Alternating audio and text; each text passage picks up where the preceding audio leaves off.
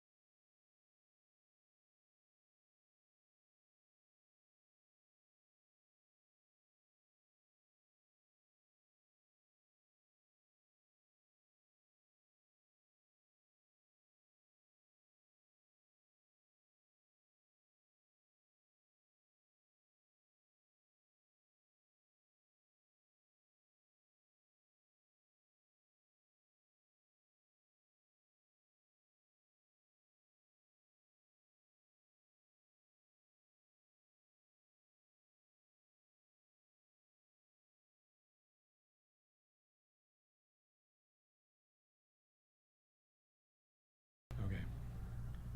Testing. Mic test. Sibilance, Pittsburgh. In the Pittsburgh.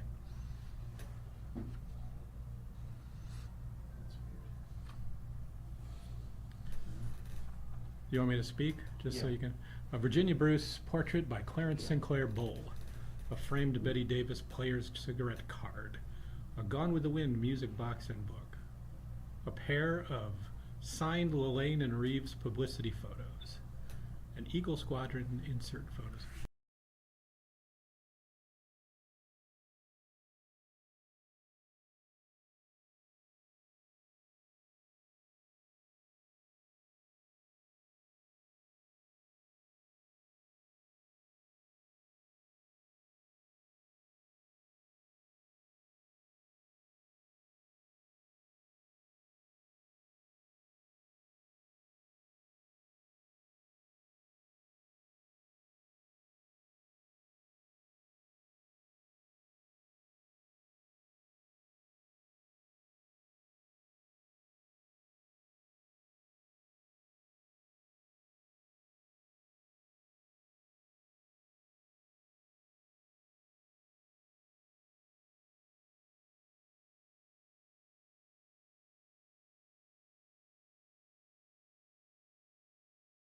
Well, I can hear it on there.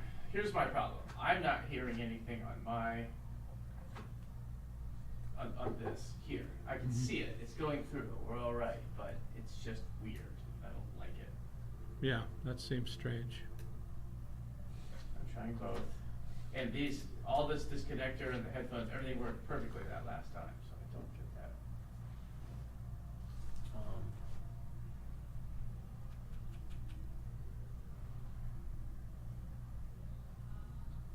Weird.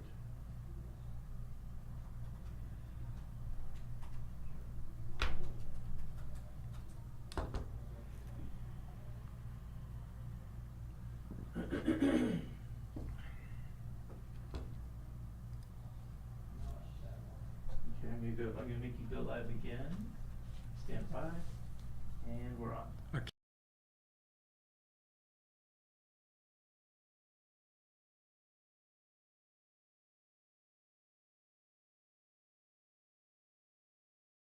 Score early draft script. The Black Bird, a Maltese favorite record.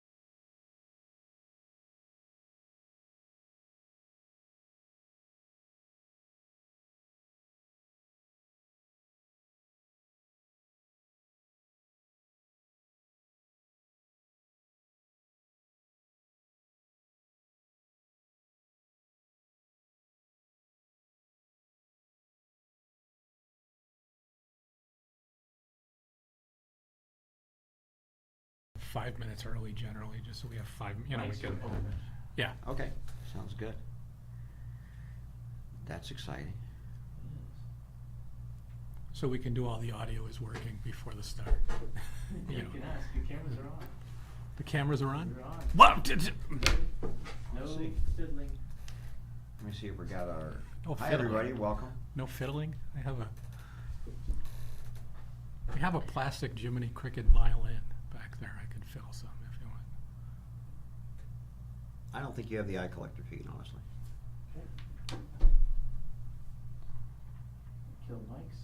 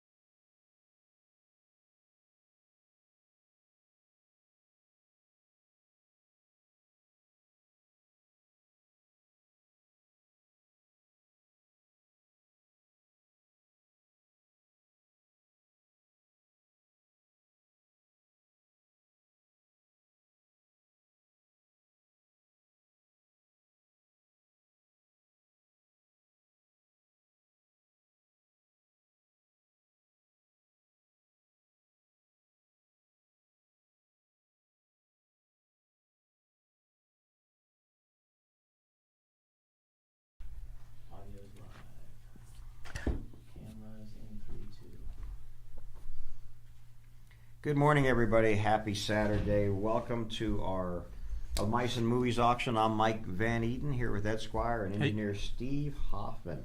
Thanks for waiting.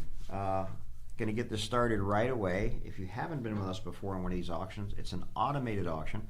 We don't really do a lot except start it, and it runs. Each lot will come up for about 30 seconds. If there's a bid, it'll reset, I think, at 20 seconds and just count down. It'll say last call, and that's it. Don't wait to the last second to bid. There's always a delay. And good luck and good bidding. We're going to start right away, make sure everything's working. So this is lot number 1, a Virginia Bruce portrait by Clarence Sinclair Bull. And there it is.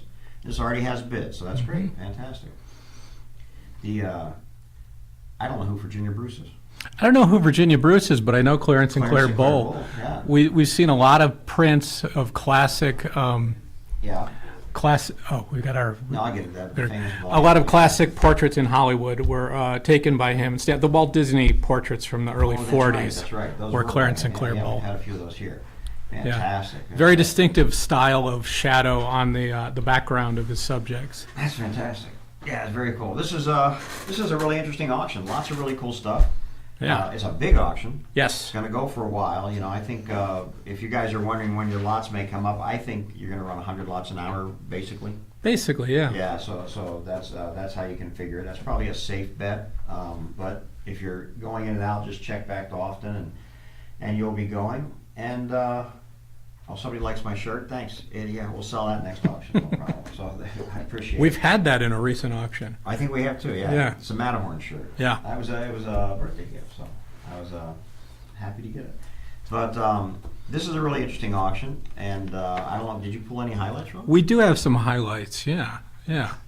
What do we have, Well, Steve? I'll tell you what, first and foremost, I know Steve likes the first this highlighted is item. the one, man. It's number 59 from the movie A Fish Called Wanda. And stand by. I didn't know we had stuff from A Fish Called Wanda. We have one thing from A Fish Wow. Called Wanda. Look at that. So it's lot number 59, A Fish Called Wanda promotional tie. Somehow, It's a tie. That's great. this tie is mesmerizing. You know, Nate was walking by my desk and just stopped in the tracks, just looking at it.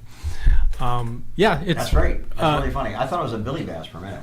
A Fish Called Wanda was a big comedy when it came out. It's John Gigantic, a big Cleese hit. and Kevin Kline John and Cleese. Yeah, exactly. Yeah. is it John Cleese? Maybe I'm No, wrong. no, with Kevin Cleese. Kline's Michael right. Palin. Yeah, Michael you're right. Palin. Yeah, you're right. Anyways, just a fun promotional item. Like you used to see, like in the 80s and 90s, you saw a lot more of this kind of odd film promotional stuff. That's a great Halloween tie. Actually, You could yeah. just go with A Fish Called Wanda, probably. Yeah. You guys probably don't wear ties that often. Anytime you have to wear a tie, this is probably the tie to wear. How often do you wear a tie each year, both of you? Yeah, only at funerals. I don't think this would be appropriate, but who knows? Yeah. Unless the person's named Wanda, and it's Oh, a nice tribute. there's a nice tribute. There you go. Might be, yeah. All right. Yeah. Very good. All right, next one. We have lot number 88, Lord of the Rings one sheet. Here it is. So this, I just like this. I picked a lot of posters for our highlights here, but this is a teaser for the entire trilogy. This isn't for the Fellowship of the Rings, the first movie. This is like, we're starting these movies. It's a really great poster, really nice piece. I think that's 2003. There's actually a lot of good Hollywood stuff in there, and there's a piece coming up. You know, we're going to always interrupt our talking when I see a piece that's interesting coming up, and it's the Harper Goff San Antonio original artwork. This is really nice, and the last I saw, it's someone's getting a really good deal on that. Oh, it's going for nothing right now. This is a great deal. This is Harper Goff, a Disney Imagineer, part of the Firehouse Five, did storyboards, worked on 20,000 Leagues Under the Sea, designed the Nautilus, as a matter of fact. This is this piece right now. But his original business was, of course, doing atmospheric paintings for movies. And art direction. Art direction in movies, yeah. And this is a piece from, I don't know what year this movie was, but this is a great example of his artwork. I mean, this guy is a major Disney person and a major movie person. Sort of crosses over between the two. This is 1945. 1945, yeah. And I just remember he designed the Nautilus, which I think is really cool, right, for 20,000 Leagues. Yeah. And pretty amazing. So good. I'm glad to see that get some bids. That's a great piece, guys. It's a good paint. It's got a little odd discoloration, mainly to the matte, which is vintage but easily replaceable. Yeah, no, that's a great piece. An original painting by Harper Goff, you can't go wrong with. Anyway, back to highlights. That's what's going to happen here today. We're going to a lot of highlights, I think. So. Yeah. Now, do you want to go back to Lord of the Rings? I don't think. Now we can go on No, to we the got next that. one. Yeah, okay, next one. Stand by.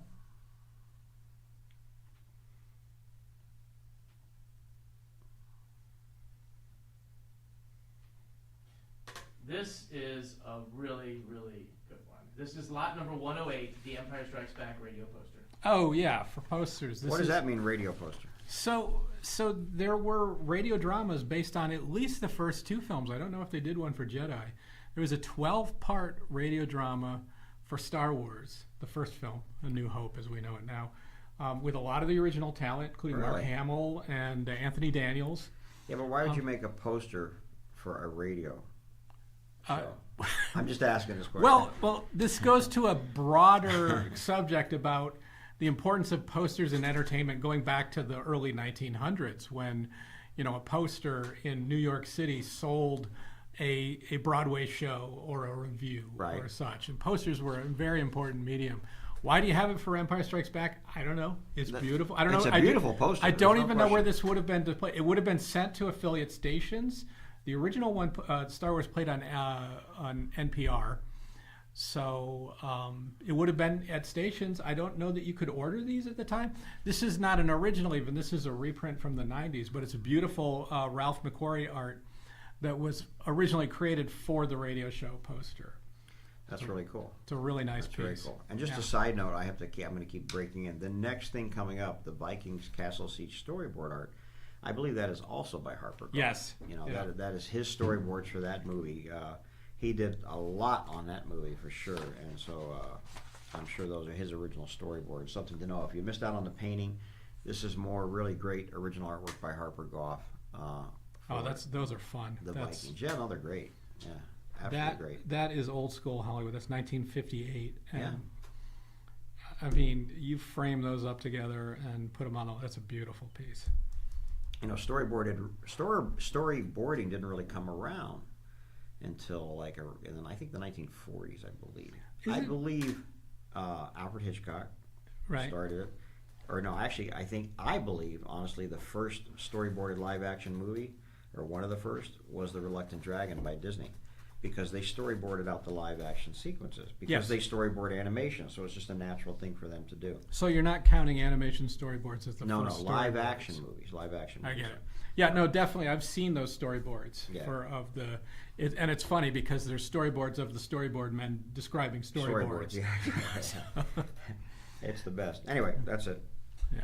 I've got Gone with the Wind is widely considered one of the first live-action films to be extensively storyboarded. Oh. That'd be 38. Interesting. Yeah. 38. All right. You want another figure or another? Yeah. piece? Yeah. 153. Here he is. It's Doc. You know him. You love him. Oh, so I put this in just so I could get a little education from you on Zach Agnini. What do you want to know? What's Zach Agnini? Italian ceramic maker, and he got the license to make some Disney ceramics, I believe in the 50s, if I remember correctly. Incredible, beautiful, detailed, Very expressive. beautifully hand painted, and a little more movement, I guess, than what you would see in the ceramics that were done here. Yeah. A lot of them are oversized. They're really hard to get. There's a whole museum in Italy just to the to interesting. Zaganini ceramics. Yeah, and I know we've had some really nice Plutos that were Zach Agnini. They're great. And they're a little, I don't want to say they're off model, but they're a little more interpretive than what you typically see. Yes, and they're just beautifully painted, and like you say, they show movement. He's not just sitting there; he's doing something. I think the one you've seen, maybe he's sniffing or something like that. Yeah, and they're just really, really great. Really love them. Some of my favorite. Gilligan's Island. These are, I collected the signatures of everyone from Gilligan's Island. Who was your favorite? I met Russell Johnson. So it's a funny story. I had him sign that same photo, not that exact one. And I said, when I was growing up, the professor was my favorite because he was the only person on the island that wasn't kind of an idiot. Yeah. And he cracked up laughing. So. Yeah, but his inventions weren't that they never worked. I'm just saying. Yeah, but it was always, well, Gilligan, can you set up the lightning rod? And Gilligan would mess it up. You know, his theories were sound, but Right. the execution was always So muddled. perhaps he should have set up his own lightning rod, is what you're saying. Perhaps, And then yeah. they would have been off the island. Yes. All he had was coconuts and homemade batteries. He was Right. very limited with what he could do. Hey, Yeah. oh, I love this poster right here. Yeah, Love this it. is beautiful. Love it. I'm a big fan of both Little Shop of Horrors movies, and this is the first I've seen in person. It's a half sheet, which is the nice thing about half sheets. They're less common, but they're really easy and nice to display at home. You know, They don't take up so much room. Yeah. That's great. Yeah, that's beautiful. That's a great poster. So sorry, I keep getting sidetracked today. So. Well, there's going to be a lot of it in this. You know, Yeah. we have great attraction posters in here, and I didn't highlight any of those. Attraction posters, there's signage, and these are great movie posters. And you may hear we have a little construction work going on next door today. Yeah. So yeah, that's the occasional. I don't know how that's doing for our audio. It's not my stomach. Yeah, that's exactly. Hello. Yeah. No, these are great. These are all great posters coming through here. Are these window cards that window cards and posters? Yeah. They had the bare spot at the top of them, so the theater could put in their theater name, their show times, whatever they wanted. Yep. So here, this one's signed by the star, John Hagar. Oh, to go back to Star Wars, they also did a Return of the Jedi serial. They did do one. Okay. Shorter, less episodes. Yeah, it was. I never heard the Empire Strikes Back one. Star Wars was 12. It was 6 hours, 12 half-hour episodes, and they expanded everything that was taken out of the script. Everything with Biggs, Luke's friend from Tatooine, was all put back in. There's stuff with Han arguing with Jabba the Hutt, who's a human because it's, you know. Before And he where was this aired? Did it come on after the Jack Benny show? And then you would sit in front of the radio and... All right. I'm just asking. All right, I'm going to stop you there. There were actually great radio shows produced in the 1970s. Really? Yeah, Hitchhiker's Guide to the Galaxy came out. That's I first heard that on the radio. Never have I heard these. Hitchhiker's Guide to the Galaxy is a famous Well, I know. comedy. I know okay. what it is. I haven't heard a radio show. So E.G. Marshall was hosting a horror series called Lights Out that I would listen to in the 70s. Got to remember in the 70s, like we only had 3 stations and PBS, which is how you'd say it, because PBS was always a luck of the draw if you got anything any good there.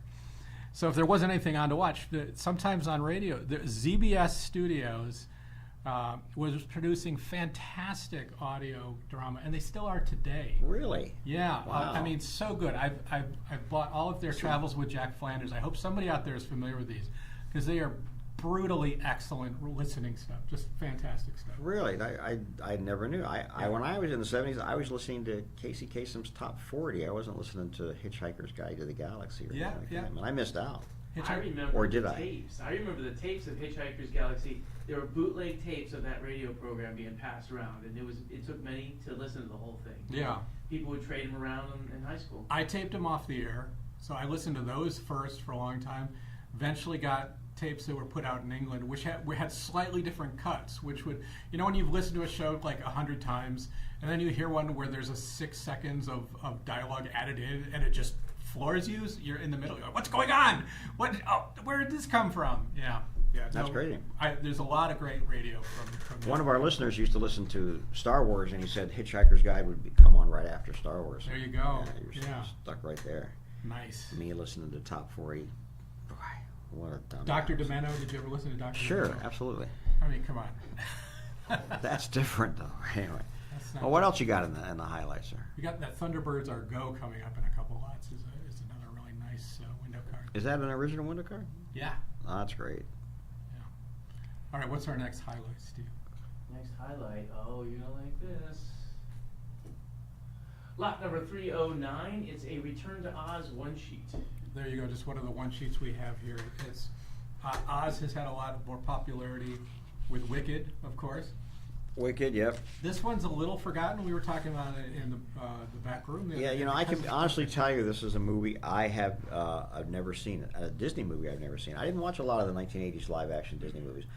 And I would say that it suffers a little from the pacing that we feel in the 80s live-action Disney stuff. It's a little slow-paced to us now. Right. But did you ever read the Oz books when you were a kid? No. This really evokes the illustrations of the original Oz books, which I don't know the artist's name. Maybe one of our listeners does. But it really brought them to life and had this fantastic look that had only been in those early line art. Well, this is with the pumpkin-headed scarecrow, right? This is yeah. with the I forget, his name is Jack, I believe. But Wow. yeah, That's great. It's really good. It's kind of based on the book. It's, Disney bought all the rights, the film rights to the Oz books after The Wizard of Oz, and that's when Walt was going to produce the Rainbow Road to Oz in the 50s and Right. have an attraction about it. They started designing for Disneyland, and that kind of went away. Really? Yeah. How long did they have those rights till, I wonder? They may still, because remember they made the Return to Oz in the 80s, and they made That's true. the Land of Oz in the 2000s. Mhm. Was it? But they didn't make The Wiz. No, they didn't make the. I'm just saying. Yeah. Okay. Yeah. He's on down the road. Yeah, so let's see on down the road to Wiz the next was highlight, yeah. fantastic. All right, next up, lot 432. It's the Big Bad Wolf. What's a WDCC? Walt Disney Classics Collection, just one of the great pieces from that. Yeah, yeah. This was a great series of sculptures that ended probably at least 10 years ago, right?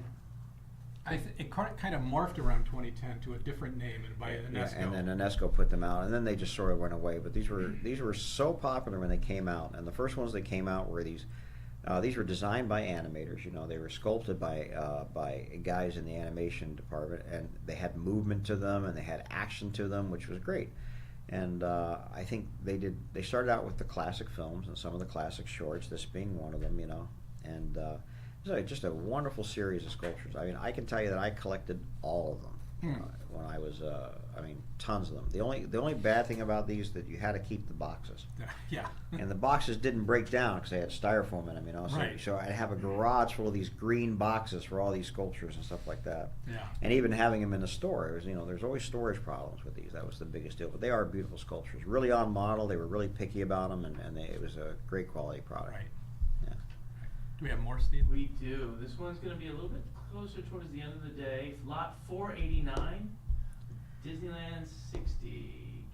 Guidebook Nature's Wonderland insert. This is a really beautiful piece. Can you tell me about this one? I don't know anything about it. No, I'm just kidding.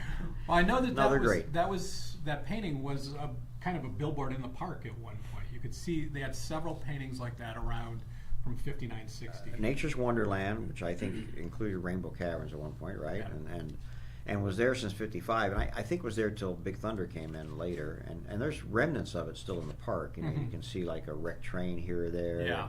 I think going into Rivers of America, there might be some railroad tracks still from it, and it was actually. I think I have been on it once when I was really young, so I don't remember it that well. But the graphics for this insert are just beautiful. And this was probably an insert that went into newspapers around the time. Well, yeah, Disneyland 60. So they're advertising, their new things for 1960 and all that kind of stuff. We know that was sized to the actual guidebooks, those Walt guidebooks. Yeah. There, so I believe it was. It could be an included insert that for the too. guidebook there. I could see that. I could see that. How Yeah. big are you looking?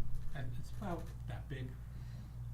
I measure things all day, and I can't tell you what that size is exactly. 10 by 8. How about that? I was And, sad to see we just missed it, but that Exorcist poster I was really looking at. I thought that would be a great one. That was like the first scary movie I ever went to was The Exorcist, and that was a scary movie. I saw it at a re-release up at Universal City Walk, and it was interesting. It was like Friday or Saturday night, and the whole audience is like rowdy and giggling and laughing after stuff happens. And as the movie goes on, it just gets quieter and quieter and quieter. And we left like, let's just go home. Yeah. What I used to see was whenever they were in the room with her, the audience would be like dead silent, and then when they left the room, there'd be this collective breathing of relief. Yeah. No, it was a great film. And by the way, if you're in the LA area, talking about films, I was just at the Academy, saw the Jaws exhibit. Mm-hmm. It's really great, really fun to go to, and really worth a trip over there if you're in the LA area. So. I'm hearing really good things about it. Yeah, it's great. Well, that Academy Museum is great to begin with. So if you love movies, it's like a must stop and see. And then, Right. of course, you got the Auto Museum across the street. I mean, it's a whole day. You can spend. Lackman's right there. So, but it's great. Absolutely great. All right, one more. It's lot 558. This is for all of you X-Men Wolverine fans. X-Men Wolverine production cell. Just there you go. We have several X-Men cells Yeah, they're great again cells. in this one. This is the '80s series, which just came back onto Disney Plus, I believe, as a new series. Yeah. but it's done in this style. Still. Yeah. So I think that's pretty cool. Yeah, what they called the new one, it's called X-Men like 90 or 90. It's like the year after it let off. Right. So production. it's supposed to be, I guess, continuing, but they kept the style and everything like that. And this was an extremely popular cartoon series. Still is today, honestly. And those are great pieces. And like you said, I think we're looking at maybe 100 lots per hour. This would be about a 6-hour day, so this is going to come up around 5, maybe. 5 or 6.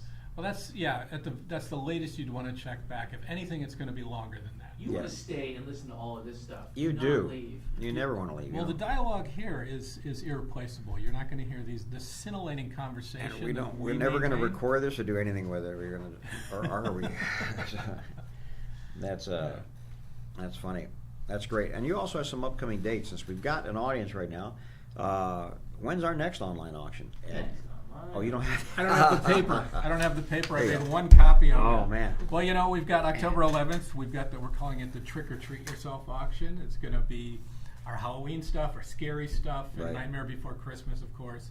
And then later in October, on the 25th, is just our general Disney autumn auction. That's great. It's our usual Disney studios and parks, and there'll always be some pop culture stuff too. There's plenty to find in every one of our auctions. And then again, if you're visiting the LA area, come by the gallery. There's always a bunch of new stuff here, stuff that hasn't made it to our website yet. We just got in some cells the day before yesterday. They're fantastic, and hopefully we'll make it to the website. But it's a fun visit if you're in this area to come by. And then December 6th. That's our plan, yeah. That's the final catalog. The final catalog auction, and that's looking to be a really great auction. That's got a lot of Disney Park stuff, signage. We do have some props. highlights from that one too. Get out of town already? Yeah. I don't even know what's in that auction yet. Well, I got together with Brian. He picked out some of the stuff he wanted to showcase. Brian, not familiar. Anyway, let's see what you got. For the next one? Hey, speaking of Jaws, a Jaws puzzle. A Jaws puzzle, there you go. I think anything Jaws. That artwork, they talk about that artwork. I guess it was actually made for the book. Right, and it was so good that they decided to use it for the poster and for everything else down the road. Well, I mean, what more can you say? No, Jaws. They have a couple images of it, the development of it, where he doesn't have the teeth quite like that, things like that. It's pretty cool. The shark's slightly bigger than what it really was in the movie. Is it? If you want to have any sort of like. Doesn't the water make you look bigger? Oh, it's magnified by the water. Oh, I love this too. This is a great movie. If you haven't seen this movie, it's a movie worth watching. Murder by Death. Yeah. It's one of those movies with a bunch of stars of the day in it, And it's just funny. I love the movie, and I kind of love the promotional stuff even more because I'm a big fan of Charles Adams. And he drew all that stuff. Right? This, if you look at the other photos, it's a great pop-out program. And I'll just kind of preview that in the Trick or Treat Yourself, we have a one-sheet poster for this. That's great. Did you know we had that original artwork? Yes. Yeah. And the one-sheet poster shows his caricatures of all the actors who are playing all the big movie detectives parodied. It's a great film.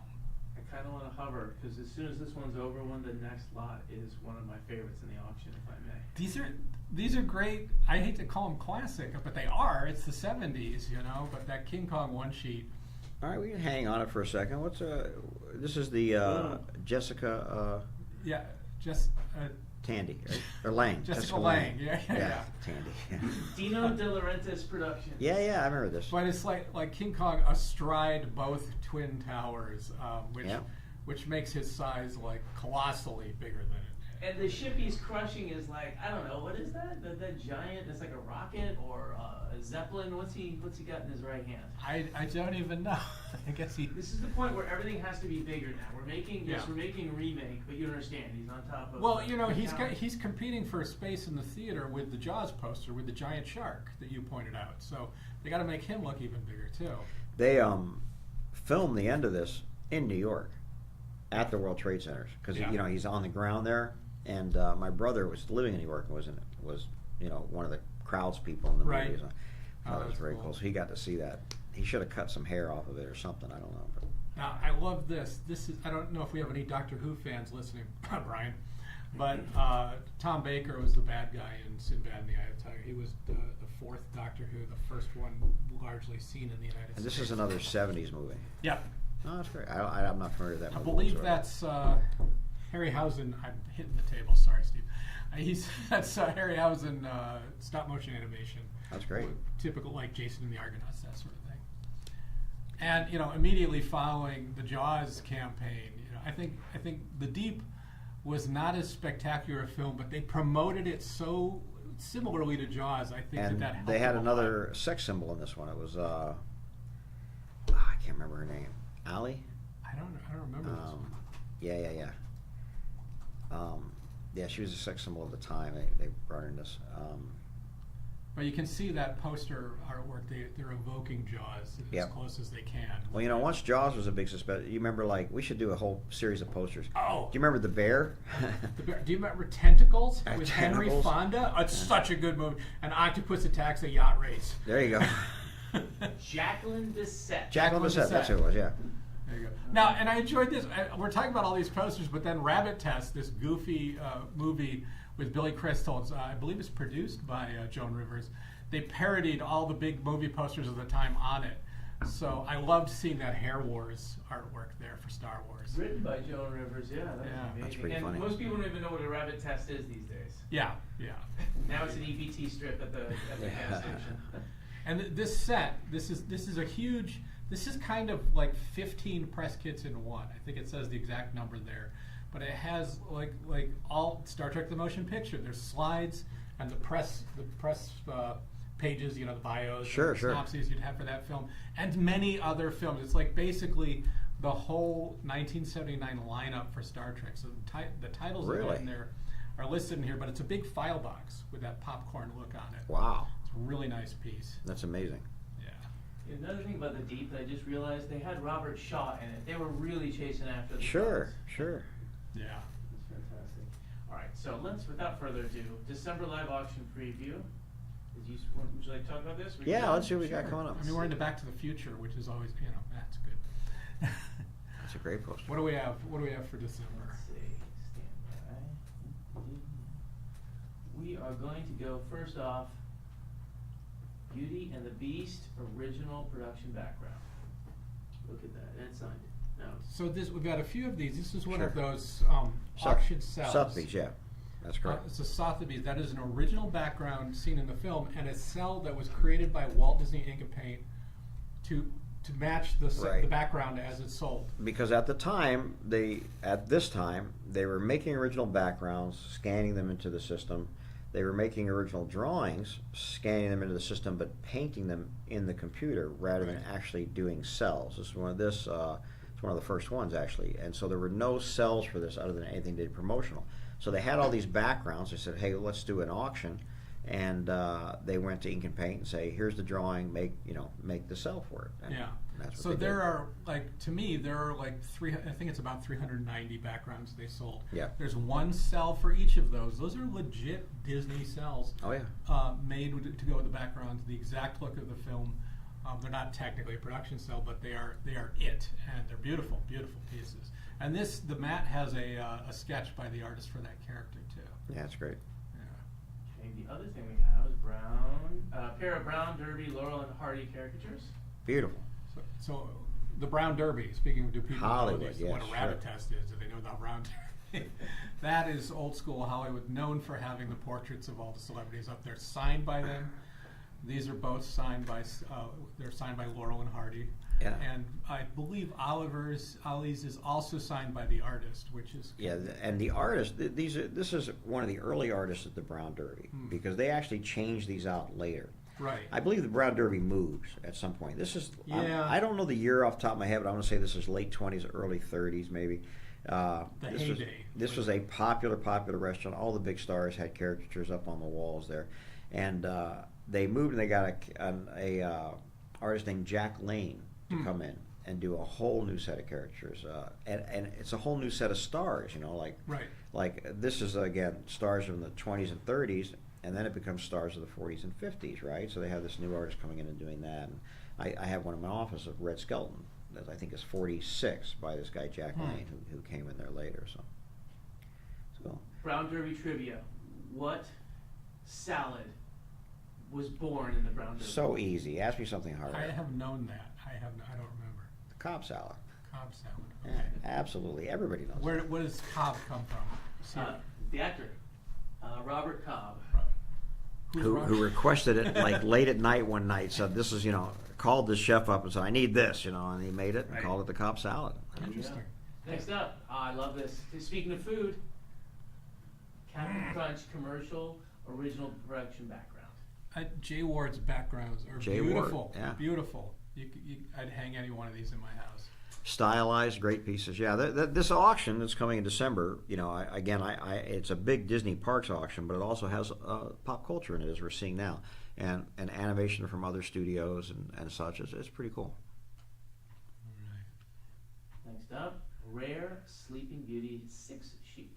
Oh yeah, we just turned this one up. It's beautiful, and a 6-sheet. How A big is a 6-sheet. 6-sheet? I'll tell you in 2 seconds. Let's see, Steve. 40, 80, 120 by... it's 6 1-sheets essentially, yeah, right? it's 6 movie posters. Is basically what it is, and a big square. Three this way and 3 below, and it's just crazy how big it is. It's basically a billboard almost. It is. It's a wall in your home. Yeah, It's I had a 6-sheet for what's that? 81 by 81. 81 by 81. Make some room. Yep. Yeah, I had a 6-sheet for an obscure Disney live-action film, The Tenderfoot. I think it aired on TV here. Wow. And I had it on the wall in my office for a while, and it was the whole wall. Yeah. You want to decorate a kid's room? But for an animated classic, that's great. For No, it is Sleeping great. Beauty. Yeah. And you're right. If anyone has a child, this is perfect for the kids' room. You don't have to paint it. You just slap that up on the wall. Right. Here's the Raiders of the Lost Ark 1-sheet right now. Yeah. It's got a lot of bids. Very popular poster. This is a Drew Struzan, right? Yeah, Drew Yeah. Struzan poster. Yeah, it's a great piece. From the creators of Jaws.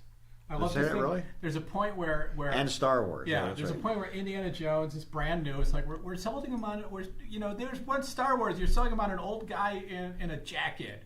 Like, all right, it's from the creators of Jaws and Star Wars, and that's Hollywood money. What's funny is they couldn't say, and it would be just as easy nowadays at least to say, from Steven Spielberg and George Lucas. Yes. Yeah, just like that. Exactly. Yeah. Imagine if Han Solo was a college professor. That had to be part of the pitch at some point. I love when they say, you'll see a poster now, they'll say, from the studio that brought you Frozen. And I'm like, why did they say from the studio that brought you, 10 Who Dared? Or, just like their Bond movie. I mean, the connection there is tenuous, but That's funny. nothing due to problem. All right, talk about needing some room for this one. This is pretty cool. An American Tail production cell and 15-foot background. That's How not about a that? Isn't that- typical background size. Well, there are pan backgrounds and there are pan backgrounds, Yeah. And so in animation, right, if you want to have this character running across, in this case, a dock, I think, or a street, Yeah.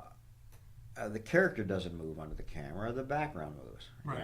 So you take your shots and you may be changing the cells on top to give the motion of the legs, but you're also moving the background a little bit to the left every time, so that you get that motion of movement. And for this scene, where Fievel runs across this thing, jumps over this, does all this, they had to make a 15-foot background.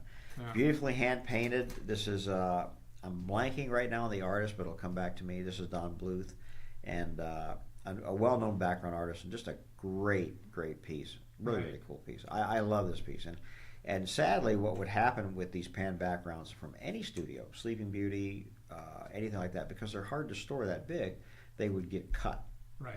And thankfully, this one didn't get cut. It's a whole background, and it's really unique and very cool. It's almost like one of those stretching portraits. You really got to get your framer in order. Yeah, no, this is a tough one. I mean, I've had this hidden away. I haven't wanted to sell it because I just like it so much. But it's one of those things you got to be able to display, and I can't. So What would you do?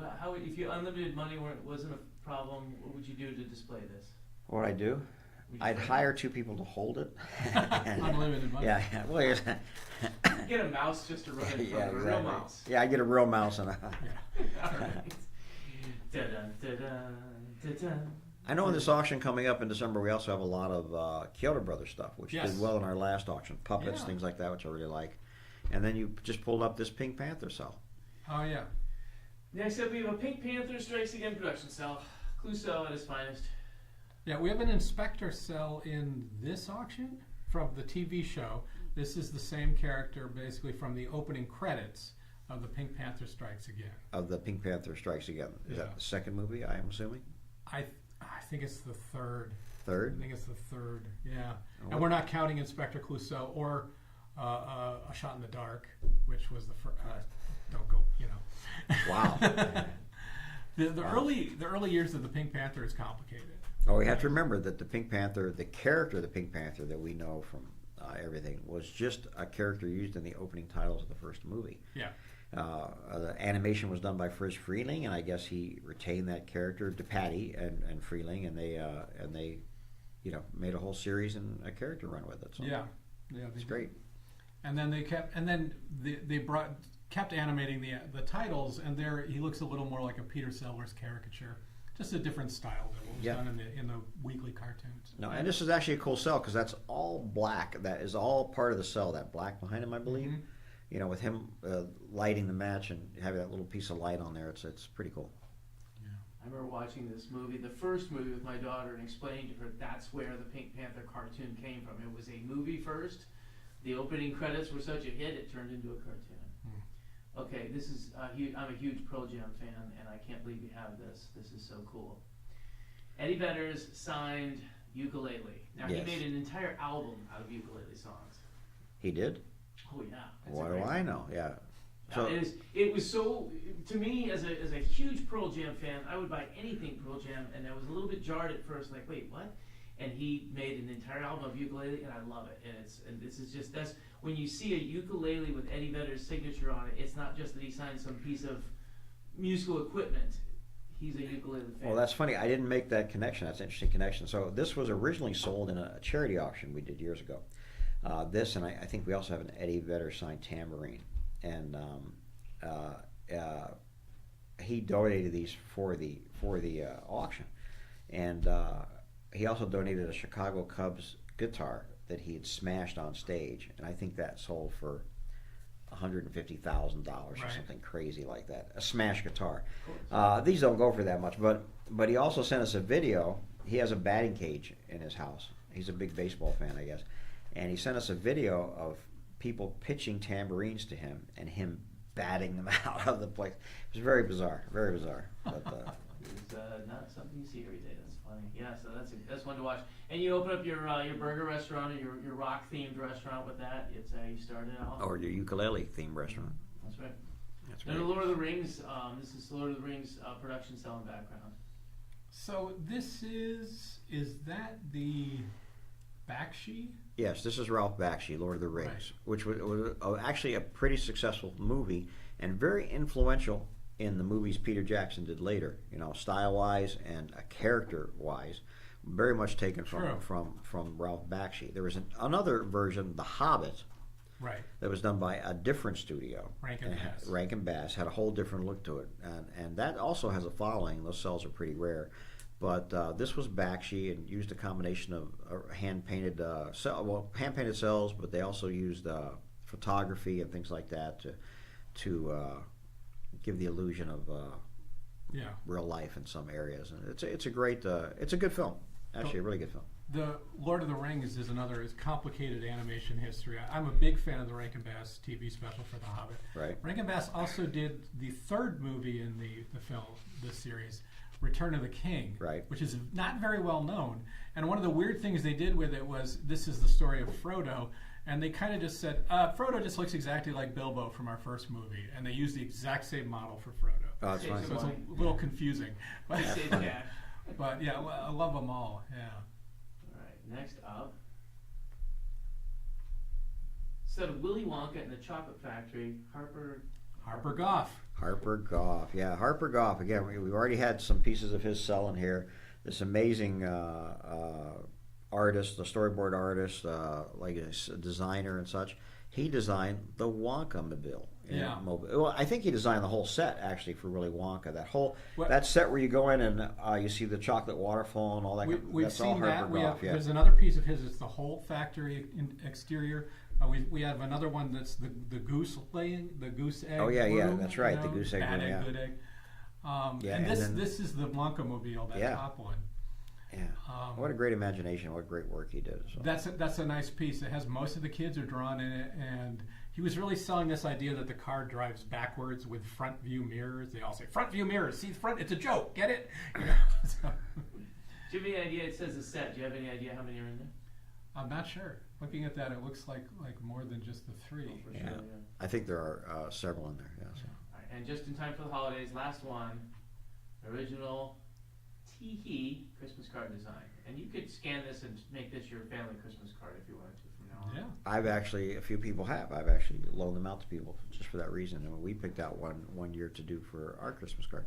Yeah, these are by great animator, great caricaturist. Is that what I say? Mm-hmm. He would have been the guy who did like Mother Goose Goes Hollywood and those movies like that. Yeah. And in the 50s, these guys, several of them, they're all in like a lot of the artists from Disney and from other studios were in these like, what do you call them? Well, they have the Watercolor Society, right? You Right. know, where Little art clubs, watercolor sort of. artists. Yeah, like an art club.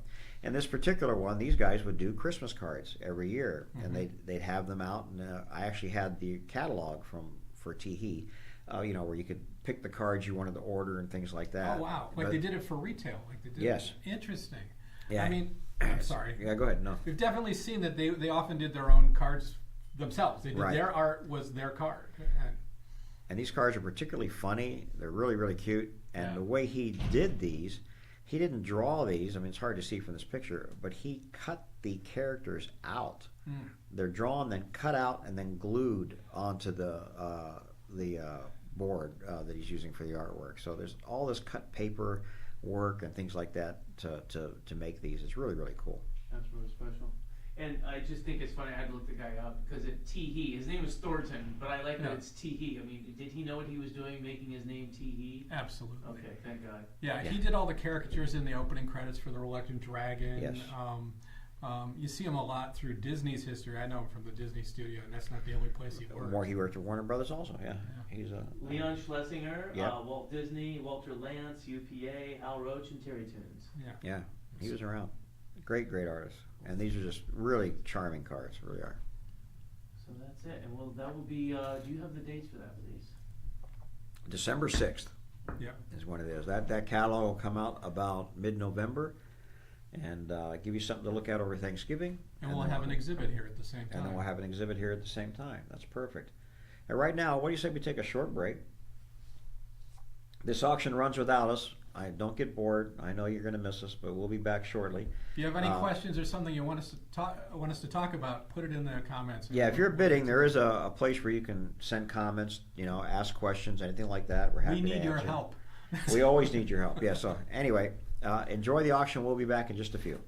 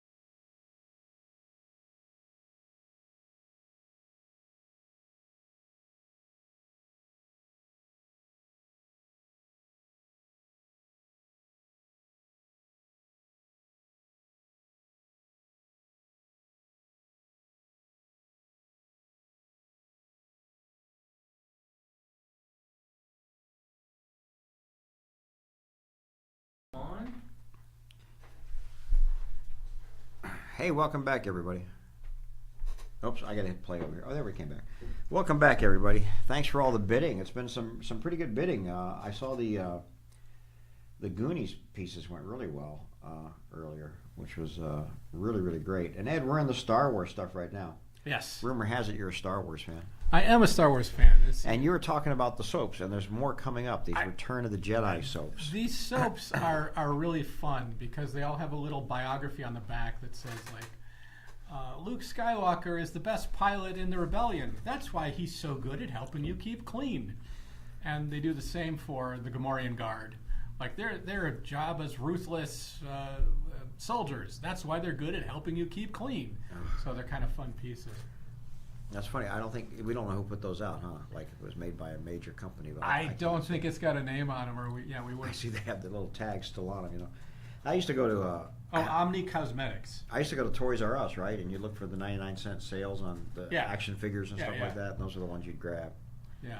Well, I remember, I had the first 12, and I remember being at the department store with my mom and looking at, they had put out these packs of 3 figures together, and I was like, oh, that's so stupid. Nobody's going to buy those because we all got them individually.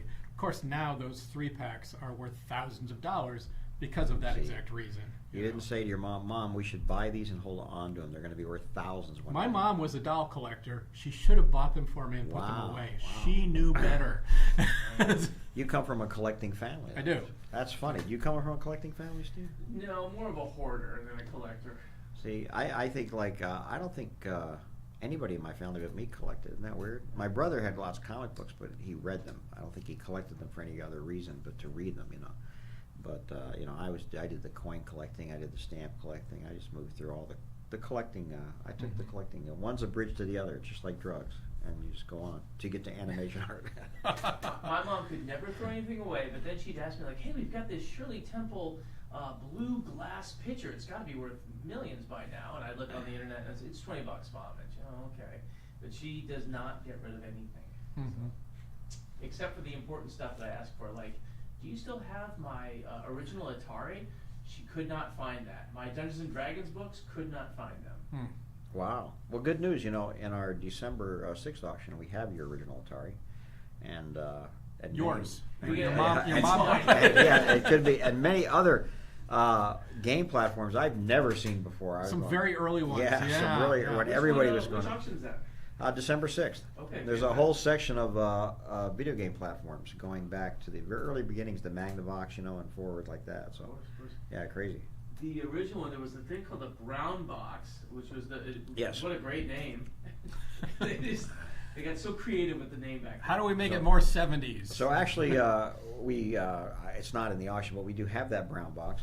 And that was the guy who invented it, and I'm blanking on his name now. It was his. It's signed by him. And that was what was taken to these companies to say, hey, it was Pong, basically, just a basic unit of Pong that you can plug into your TV. And he sold Magnavox on making the Pong game, which was the first home video game platform. It was Ralph Baer. And the funny thing was, back then when you bought a TV, it was like going to a car dealership. You'd go to the Magnavox store to get the Magnavox. Right. Yeah. And they wanted something that would bring people in just to their store. Something that would, why come to our store versus another? Well, we sell a game that you can plug into your TV and play. We've had a lot of, RCA when Wonderful World of Color debuted. It was sponsored by RCA. Sure. So the Ludwig von Drake mugs and stuff, those were promotional items from the TV. For the RCA TVs, yeah. Yeah. The color TVs, yeah. That was very cool, yeah. But we have all those video games, starting with Pong, going forward, and yeah, it's great. I mean, I can remember seeing my first video game in an arcade. Actually, it was in a restaurant, which was Space Invaders. Yes. And I'm going, holy cow! I didn't need to eat dinner after that. I just wanted to play that game. Hey, here's your poster. Yeah. Your radio poster. Nobody's going for it. Coming soon to radio near you. It's a beautiful artwork, I'll say. Yeah. For sure. Well, that's Ralph McQuarrie, who's the Star Wars artist. Wow. I wonder where that painting is. That's very cool. No. I like that a lot. Crazy. Oh. That's okay. That doesn't sell, but the one coming up next will. Boom. Star Wars tent. Still good. Still can be used. Yeah. You can camp under the Star Wars. Darth Vader's tent. But yeah, we have 2 of them. There's the Darth Vader, and then there's the Obi-Wan one coming next. Oh, that's funny. Yeah. The Darth Vader is just the one that's up. That one has a bid. The Obi-Wan does not have a bid. So, there you go. Darth Vader's a little more popular than that prequel Obi-Wan. But so much Star Wars merchandise, and I mean so much, it's almost crazy. And if you can tell me if I'm wrong, but in the beginning there was nothing, right? Very little, very, very little. I mean, I could list for you what was available early on. Yeah. There was a plush Chewbacca and R2-D2 very early. I think they had greeting cards by the end of the year. But the Kenner toys and stuff famously weren't ready in 1977 for Christmas. Crazy, huh? Yeah. What they That's the same thing. They really missed out when Grogu came out and they had the Mandalorian. That would have been the greatest. And I bought a bootleg one. It was very well done. Baby Yoda, Grogu. Mm-hmm. That was made. I bought one on like maybe Etsy or something, and it never came through. But they missed the window of opportunity for Christmas because they didn't want to reveal the character too early, so they couldn't do it. So there was so much bootleg stuff coming out that first Christmas. Yeah. That's pretty amazing. This is and then the other thing you collect is what we're getting into now, Star Trek. Yes. And you followed all the series, right? I really did, yeah. I mean, I never went past the first one, you know. They made more. I was good with the first one. So. Yeah. And the reruns of the first one. I've seen every episode of the first one 18 times, I think. So. Me too. But, I went and I taped them all off the air, off WPIX in New York on cable. So I had them all edited for television with commercial breaks. Wow. On beta tape. Wow. I really like. That's something that I don't know that there was a lot of merchandise for the original series at the time of the series. Everything came later, I think. I think most of it, there was a lot more in the 70s when it went into syndication, which is when I was seeing it. And that's when you see more of the model kits. I think the model kits did come out around the time of it, the AMT models. There's that weird Spock helmet with the police light on the top. They made fun of in Lower Decks recently. They brought them back like they were an actual thing. But like they would take, this police toy that they had and slap a Star Trek sticker on it and make it a Star Trek thing. Yeah. So that early stuff was really fun and charming to me. But I think it was really the 70s and then after the movies that they really took off. Pumped it out. Yeah. No. The Mego dolls first came out mid-70s. The Mego dolls were great. It seemed to me as a kid that the communicator and the phaser, those are all great props from the movie that you would want as a kid to be able to hold and look authentic. And it just made them look so, I don't know, not real from the movie. Yeah. Yeah, the first real good toys for those came after Next Generation. Playmates was putting out the action figures. They did a really nice communicator and, the communicator was the best. They did a really nice tricorder and the phasers. They looked a lot like they did on the show. In fact, the tricorders were used as props on the show for background characters at one point. The toy? They just bought the toys and they put some new wiring in them and stuff and ran with them. So. Wow. Yeah. That's pretty amazing. The Mego toys were great. Yeah. Yeah, I collected those. Not all the aliens, which got to be worth a lot. And they've revisited them and added to them. They added in Chekhov and Sulu that never got made back in the day. But yeah, a lot of fun. Yeah, and your mom collected dolls, you say? My mom was always a doll collector. She still has most of her collection. Those are scary sometimes. I've been in the houses where they're just the walls are covered with dolls. Yeah. We literally, like our guest bedroom was the sewing room that was full of antique dolls. So it's the cliche of the dolls watching you sleep. Yeah. Very scary, very scary. Yeah. I don't know if you know this, but Steve, we talked about at the last auction. He collects dolls also. That's right. He does. Dolls. That's action dolls. Dolls. Yeah. Rough and tumble action dolls with lightsabers. I will say, for Halloween coming up, a great decorating tip is you go to a Goodwill and you can get just the more beat up and the more nasty the doll is, the creepier it looks in your yard. So cheap dolls from Goodwill are a great way to decorate for Halloween. Right. Oh yeah, I can see you just laying dolls all over your yard, huh? That'd be really sort of creepy, wouldn't it? Yeah. Someone in my neighborhood who does it, it's perfect. You don't worry about possible curses on the item, or? Take my chances. Keep them outside the house. Keep the doors locked. That's enough cursing for one time.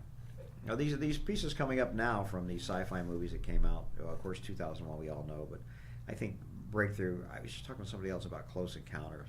You know, if you go back and watch that movie, it's a very slow movie. Yeah. Very, very slow movie. Close Encounters and like Spielberg's work, like Poltergeist, is a really interesting movie to watch now. It has a really slow start. Yeah. That was yeah. Toby Hooper. What's that? That was Toby Hooper. Oh yeah. So Toby Hooper directs it, but a lot of people say he was pulled off and Spielberg stepped in to kind of finish it out. There's a lot of folklore about that one. Poltergeist in specific.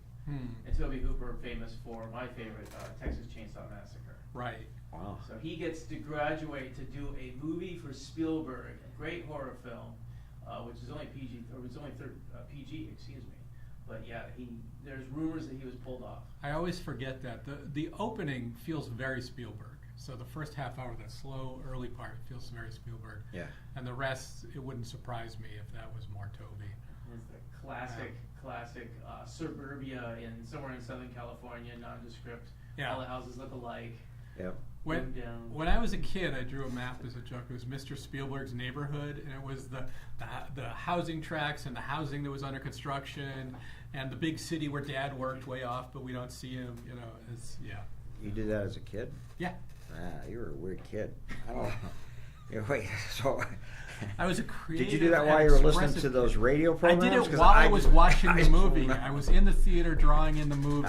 Talking about a weird kid. I was thinking maybe you were drawing, while you were listening to the radio programs and I stuff wanted like to that. be a cartoonist, so I drew funny I see. things. Were you wearing your Spock helmet with a flashing light? I told you I got into it in the 70s. That was the 60s. That's before my Yeah, get with it, Steve. Listen to the conversation. doll collector. Yeah. The only dolls I had were Dr. McCoy and Kirk and Spock. Yeah. No, and all the Star Wars action figures. It's funny because there are some things, and doll collecting, I think, is one of them. And I apologize to all doll collectors out there, but they had their moment, and that moment's gone. Right. Stamp collecting, same Yeah. thing. It's not things you collect. That was a thing for a while. I'm going to share the gossip here.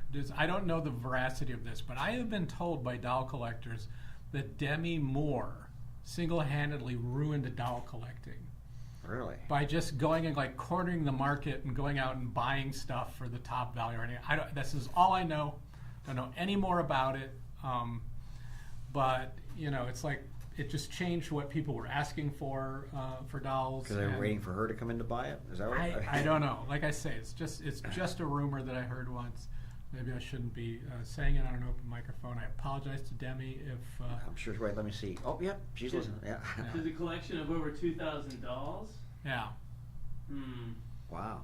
So I'm just guessing that I was speaking to somebody in a moment after I think that there was a time she had people out looking for dolls for her, and that was driving the prices up.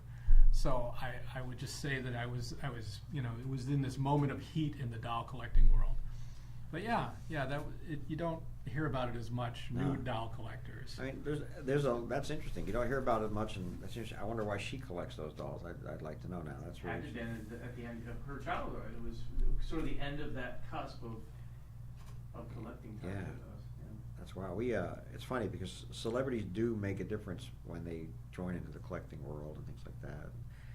And I can't say who, but I remember being at places like Comic-Con, and you'd wait for these celebrities to come through Comic-Con, and there was a couple of them that would come through with an assistant, and they would just point, and then they just keep walking. Right. Right? And then the assistant would go, okay, we want those three, and pay the money to do it. It's just crazy. Yeah. Crazy to watch. But That's like at your auctions when there are professional bidders who are there working for a celebrity Sure. or someone who has more money than, enough money to hire someone to bid for them. Sure, usually personal assistants and things like that. It's an interesting way of collecting, I guess. But So this leads us to Steve. You're the producer, I was the showrunner. executive producer of Up for Auction. So I want to propose after our next break, I should switch chairs with you, and you and Mike should talk Up for Auction and talk about that experience. it was an interesting experience, sure. Yeah. And that's a show you can watch right now on Amazon Prime? It is on Amazon Prime right now. And sitting still there. on the CW app, I believe, I right? think it's at thecw.com. You can see it there, or on Amazon. It's easier to get to on Amazon. All right. Yeah, I think so. You have to. I'm you don't have to- not racing us to a break, but I'm saying when we come back, you guys should talk I'll about it. show you the original artwork that I made for this poster, and here it is. Check it out. Can you I bring it up? I hand drew that poster Oh, right. of Hardwick. I sketched it out and gave that to the You graphic showed me guy. that, yeah. Did you keep my blueprint for the? It's gotta be somewhere. Yeah, Yeah, okay. I have to have it. I forgot about that. It's a classic. Great artwork. Yeah, thank you. Stuff goes here. I think he said or something. I really like this E.T. knit hat. It's in brand new condition, and it's from 1980. Would you wear it? I would. I would too. Yeah. I'd have to Keep the say tag that. on. Got to keep It the is- tag though. Yeah. I gotta say, as popular as E.T. was, the merchandise never was quite They wanted it to be Star Wars level, but it never quite got there. But from today's perspective, I love that stuff. I love the stuff that didn't quite catch on. And this is Wow. an E.T. kitchen towel. Because Because E.T. loved to cook. What does that say? I can't read. Oh, what is he? I don't know what he's got there. Aloha chips. Aloha some chi- milk. Tomato and onions, some bananas and mustard. Some generic made up chips, Aloha chips. That's great. And an off-model E.T. Yeah. A lot of the stuff's off-model for E.T. I noticed. It's just nobody could draw him really well. Yeah, it was, I know when I speak to younger people about E.T., they all find him absolutely hideous. I mean, seriously, they just go, I don't know why anybody ever thought this was cute. And that was the thing at the time, was that you watched the movie and this unattractive creature was very endearing. Well, Drew Barrymore's love for him made him cuter. Aw. Don't you love, you've seen the outtake of her bawling on the set? Oh, it's hilarious. I mean, it's really tough. It's like when it's at the end when he's dead or something like that. There's one where she's just crying her eyes out, and Spielberg is like comforting her, I believe. Rough. Yeah. Wait, does he die in him? Not it. Do you want me to spoil it, or if you haven't seen it, cover your ears? Spoiler alert for E.T. coming He up right seems to die. Right, but he doesn't die. That's what I'm trying to say. But so when they were filming, You that, clearly said he dies. there is a and I point don't remember where- that part of the There movie. is a point where young Drew was very upset. Got on you. the set. Okay. now. Well, Yeah. oftentimes we talk about if you're saying you're not feeling healthy, you're not feeling good, you can compare yourself to that gray E.T. laying in the river. And that's how I felt this morning. Just So wait. dried up Ow. and shriveled and. So are you telling me the young Drew Barrymore didn't read the whole script and know that E.T. was going to recover? That's all I'm asking.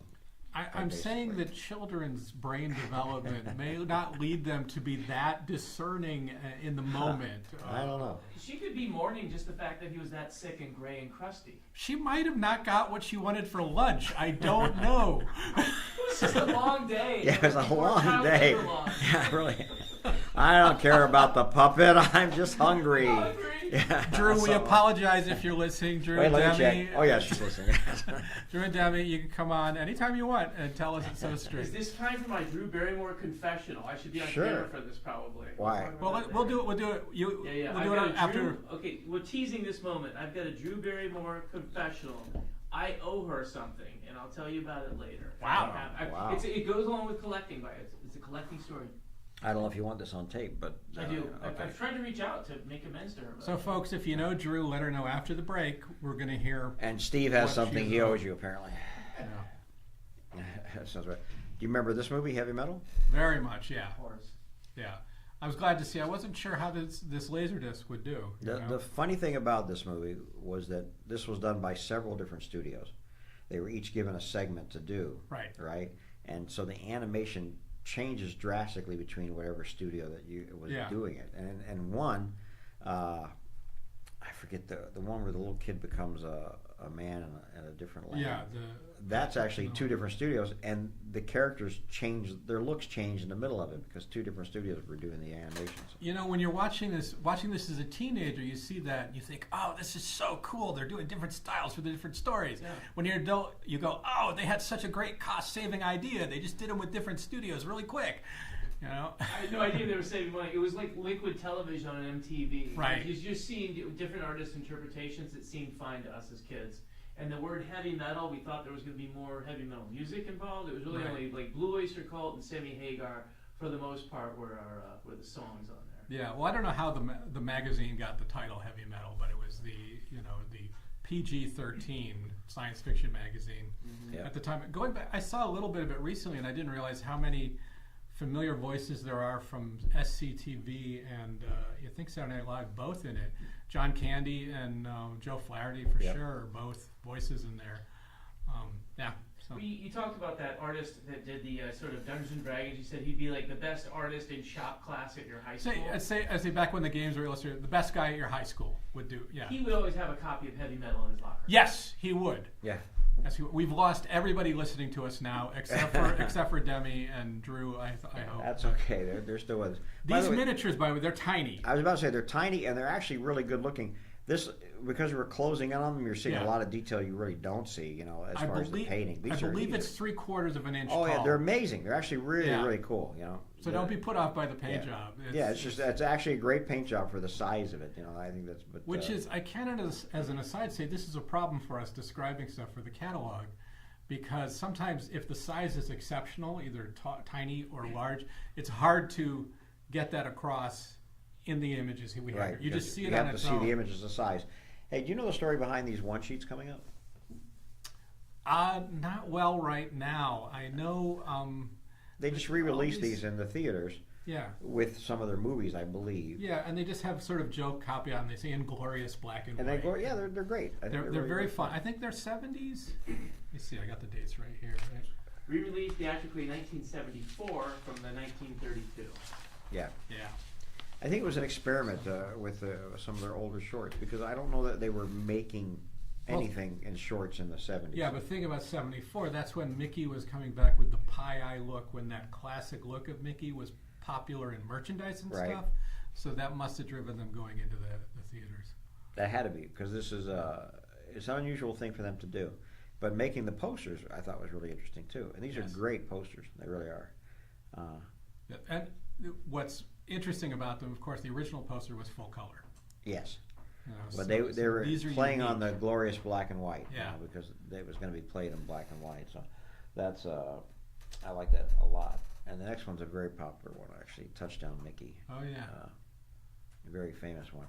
And that poster was actually released in color, like through some art galleries in the 70s and 80s, I think in the 80s. And when they're the black and white, very unique. And this is coming straight from the studio. I remember, I think, having this, and definitely the Wayward Canary on school folders they did in the 70s. Oh, it could be, yeah. I think, like I say, I think they were really pushing this at the time. So I think that's very, very interesting. You got a couple original drawings coming up, which I don't think have bids, but they're very cool drawings about to hit the market, including a Goddess of Spring, I believe, is in this grouping. So, which we talked about. Did we talk about it at the last auction, Goddess of Spring? I think we did. Yeah, we did. Yeah. So it's actually an important film for Disney. So that the precursor to Snow White, which is not bad at all. Yeah, we might as well, again, that was going from rubber hose animation, as when you had these characters like Mickey were very bendy, you could do what you want with them. And with Goddess of Spring, they tried their real first try at drawing realistic humans. Humans, yeah, that was the thing. And getting a realistic human movement into it. This is your Wayward Canary. This is the original production drawing from 1933, 34, right in there somewhere. How many pickles? 33. 33, yes. Yeah. Yeah, that's really 32 for Canary. Yeah. And it's a beautiful drawing. I saw this in person. No, this is a great drawing. This is way back. Early Mickey stuff is, I think, great. Very interesting. Same one with the one coming up, Puppy Love, where they're playing the piano together, I believe. I think he's not even 4 years old at this point. He's still a new phenomenon in the world. And he is a phenomenon, though. I mean, he may only be 4 years old, but they've done so many shorts up to this point. It's really, really crazy. And then the drawing of the male pilot, which is coming up, is an exceptionally good drawing, I think, too. So those are very, very cool. And we'll go through there. I like the idea of I want to stick around and see. There's a Snow White and Seven Dwarfs cell in here that's exceptional. So I want to stick around and see it. I like this drawing a lot too. I like the Hazel note on there. Yeah. You know who Hazel was? I'm going to guess she's an Inca painter. She was the head of Inca painting at the time. She's Walt's sister-in-law. Lillian's sister. Really? Yeah, Hazen, I think Sewell. Not bound, but yeah. So that's kind of fun. It's nice when you have this production art it's like an extra artifact to it. Right. And here they're registering it to the background of the piano. Yeah. Right, and I think that's what they're referencing there. Is they go get this mastered registration the card. Disney font with their handwriting. It was really close to it. There's a lot of guys that it's funny. There's a lot of guys that wrote that way. I don't know if it's because they're all around or if that's how people wrote at that time. But I see it. When I worked at the studio, you sort of pick it up, and I didn't even have a reason to. I wasn't working on art. They must have been immersed in it. You circle your eyes, did you? The way to do the D's. Yeah, absolutely. That's very crazy. Yeah, now we're getting Radiant black and white. Sorry, I didn't. Radiant black and white. That one. They're all different. The four of them. Yeah, this is actually a great cartoon. If you want to watch it, it still holds up really well. The male pilot, Mickey and Pete. That's a real Mickey versus Pete one. Yeah, it's a real true Mickey versus Pete, which is great. And we date these a lot of times. I date them by the peg holes at the bottom, which I think are really, really helpful for these. How does that work? Well, they changed their peg hole configurations during certain years. I think about the end of 34, beginning of 35, they went from 2 pegs at the bottom to 5 pegs, and by knowing that, it helps you date where these cartoons are. That was very helpful in the Clampett auction. We had some cells from his John Carter stuff that we could tell by the peg holes were recreated in the 70s, and we dated them to his presentations then. And you would think, I don't think it was till the 70s that peg holes became more standardized across all the studios.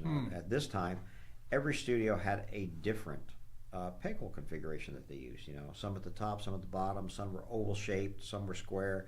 Just really odd registration things. And when I would think they would all be standardized, even from the very beginning. Here you go. Here's the guy. Oh yeah, it's Goddess of Spring. Yeah, that's great. So and that's the devil too. I believe actually he's called Pluto. He is Pluto. Yeah, and he's not the dog. Yeah, but he's Pluto of the underworld. He's correctly named, yes, as Pluto of the underworld. And that's a great mini. That's actually a great price on that mini. And I think that's because we didn't identify this short, right? This one, no. Where she's picking up the sock, right? She's got laundry. There's one that matches very, very closely. I suspect it's from that. I don't know the title right now. I think it's Delivery Boy. But we'll go with it. We couldn't match it exactly. It's definitely from that time, though. That's great. And these drawings all came from the studio they all got out of the studio in the 1970s when it was very easy for people to just go in, if you worked at the studio, go in, say, oh, I need that for reference, and then just never return it. And that's what they did. Not necessarily on purpose, just the way it was. And so these drawings eventually just got out of the studio. At one point, Disney didn't keep cells because they were flammable, they didn't want to have them around, but they kept the drawings, and they would have all the drawings from these cartoons kept as reference. So if you needed to go back and reanimate something, you had a reference for it. It's very, very, very, very cool. Return to Dot Powers. Return to Dot Powers, another ink and paint. Dorothy Powers. Yeah. Dorothy Powers. Yeah. She was in ink and paint also. So keeping the drawings, this goes to in Robin Hood when Maid Marian uses Snow White's dance. Yes, they that's right. reused the animation. Yep. They just pulled those drawings of Snow White and traced her. And traced over it, yeah. Drew a fox. And then had the movement already done for them. Yeah. I like this drawing a lot. That's Alpine Climbers, which is that's a Mickey Pluto Goofy cartoon. You know why you like that? That's pretty much matches one of the key images that you see for that short. It was like one of the only images. He says, "Oh, I found an egg," and then the eagle's right there. Yeah, that's really so great. it's a weirdly familiar pose. And speaking of Tee-hee, here comes the original production cell of Mother Goose Goes Hollywood of Eddie Cantor. And this is, if you haven't seen this film, it's a great short to watch. Mother Goose Goes Hollywood. It's really cute. So it's a lot of fun. And the challenge nowadays is to try to name all the stars because, a lot have been forgotten, including this guy, right? I've said it before. Honestly, Eddie Cantor, I know him best from Bugs Bunny cartoons. Yeah. Because they do a caricature of him in there several times. This cartoon was also big for Joe Grant. This is when Joe Grant came to the studio and started the model department. Yep. Walt had seen his caricatures of Hollywood there was a 2-page spread in the newspaper. That's right. Like Hollywood, Hollywood Tonight, last night, or something like that. And they hired him in to do that short and more. Yeah, no, they're great characters. But like I say, it's amazing. And Eddie Cantor had to be huge at the time. Think about it. He's in Warner Brother cartoons. He's had to be that well known that you could throw him in a cartoon, everybody would know who he was. Right. So I think that's pretty crazy. And this is beautiful. Academy Award-winning short, Ferdinand the Bull. Yeah. Nice little cell of Ferdinand as a baby. So with a Courvoisier background. Yeah, these are really, really cute. Really, really nice. Really good stuff. And then we get into, we're coming right up on Snow White piece in a second here. So this is almost in chronological order. So What can you tell us about Lennox? I don't know anything about Lennox. White and gold. Yep, Okay. that's their colors. Those are their colors. This, I believe, is a piece that was at the Disneyana conventions in the early 2000s. As the next piece is also, which I've talked about before. I had a great time in those conventions. Those were a lot of fun. I can tell you we spelled Lennox 2 different ways in the description. That's Well, not. that's On enough. the basis. Wow. If the proofreader's listening, we'll come with it. There's Eva. Yeah. So up and coming, Snow White and Seven Dwarfs, major motion picture, obviously, and a big turning point for Disney. This cell of the dwarfs is just a wonderful cell, and Yeah. I really, really like it a lot. And it's Crevassier Studios, and we know Crevassier was a company that approached Walt and said, "Hey, we would like to sell your artwork as art. Your cells as art. Give us some cells, we'll market them." Well, Disney had been approached by a department store that wanted to sell those cells in the Midwest. Sorry, I got to interrupt real quick. Mia says we're off eye collector right now. Shut that. No, I'll see. Not good.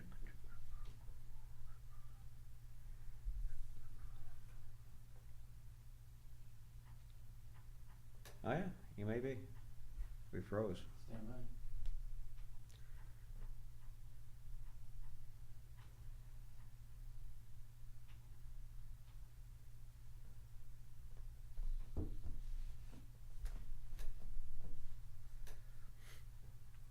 Thank you, Mia.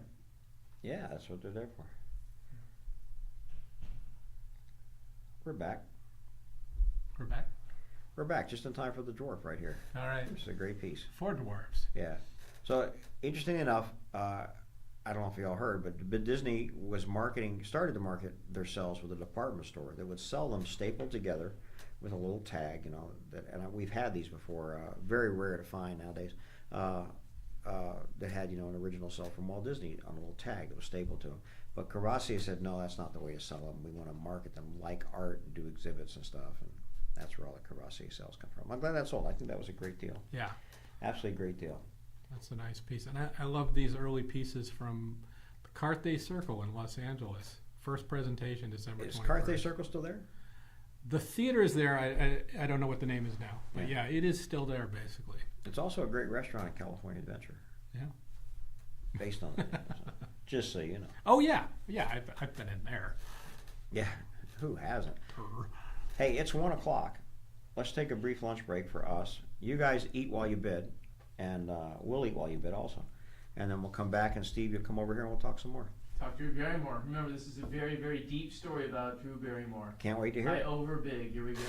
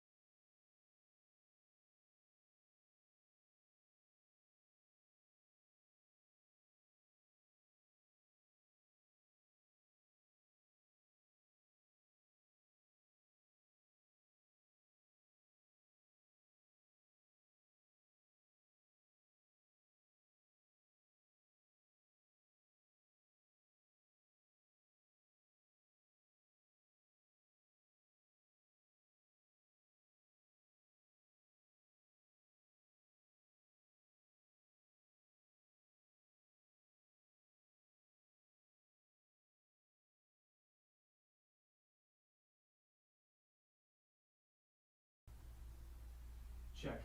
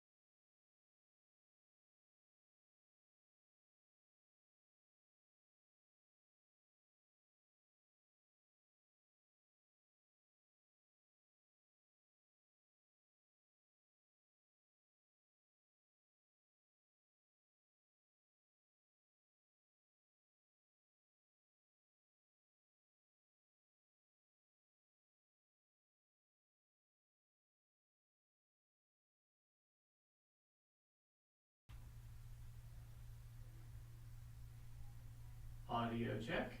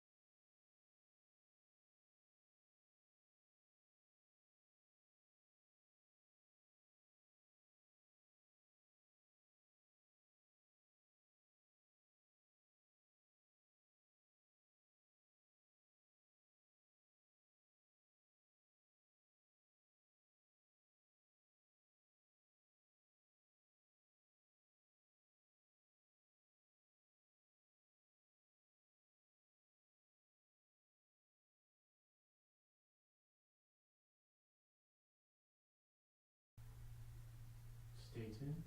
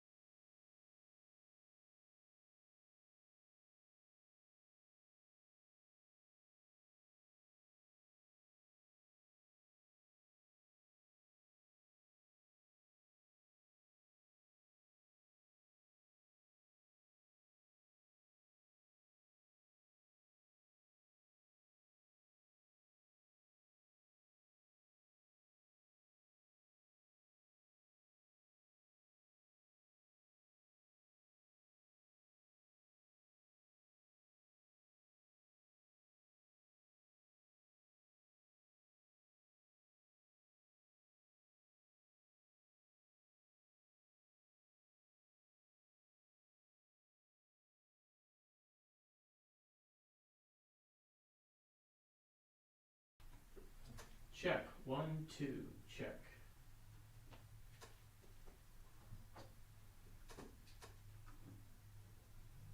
Check 1, 2.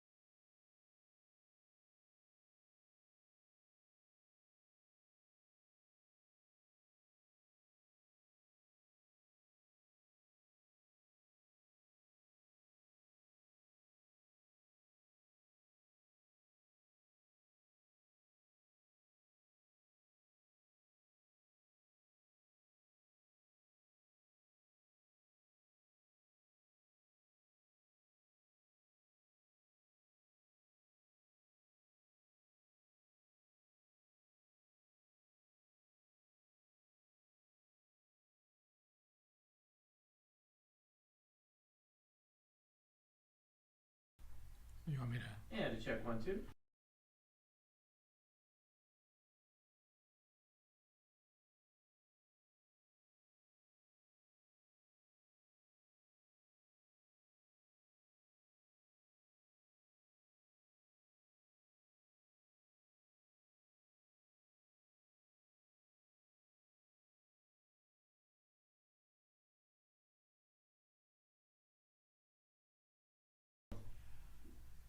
Three, 4.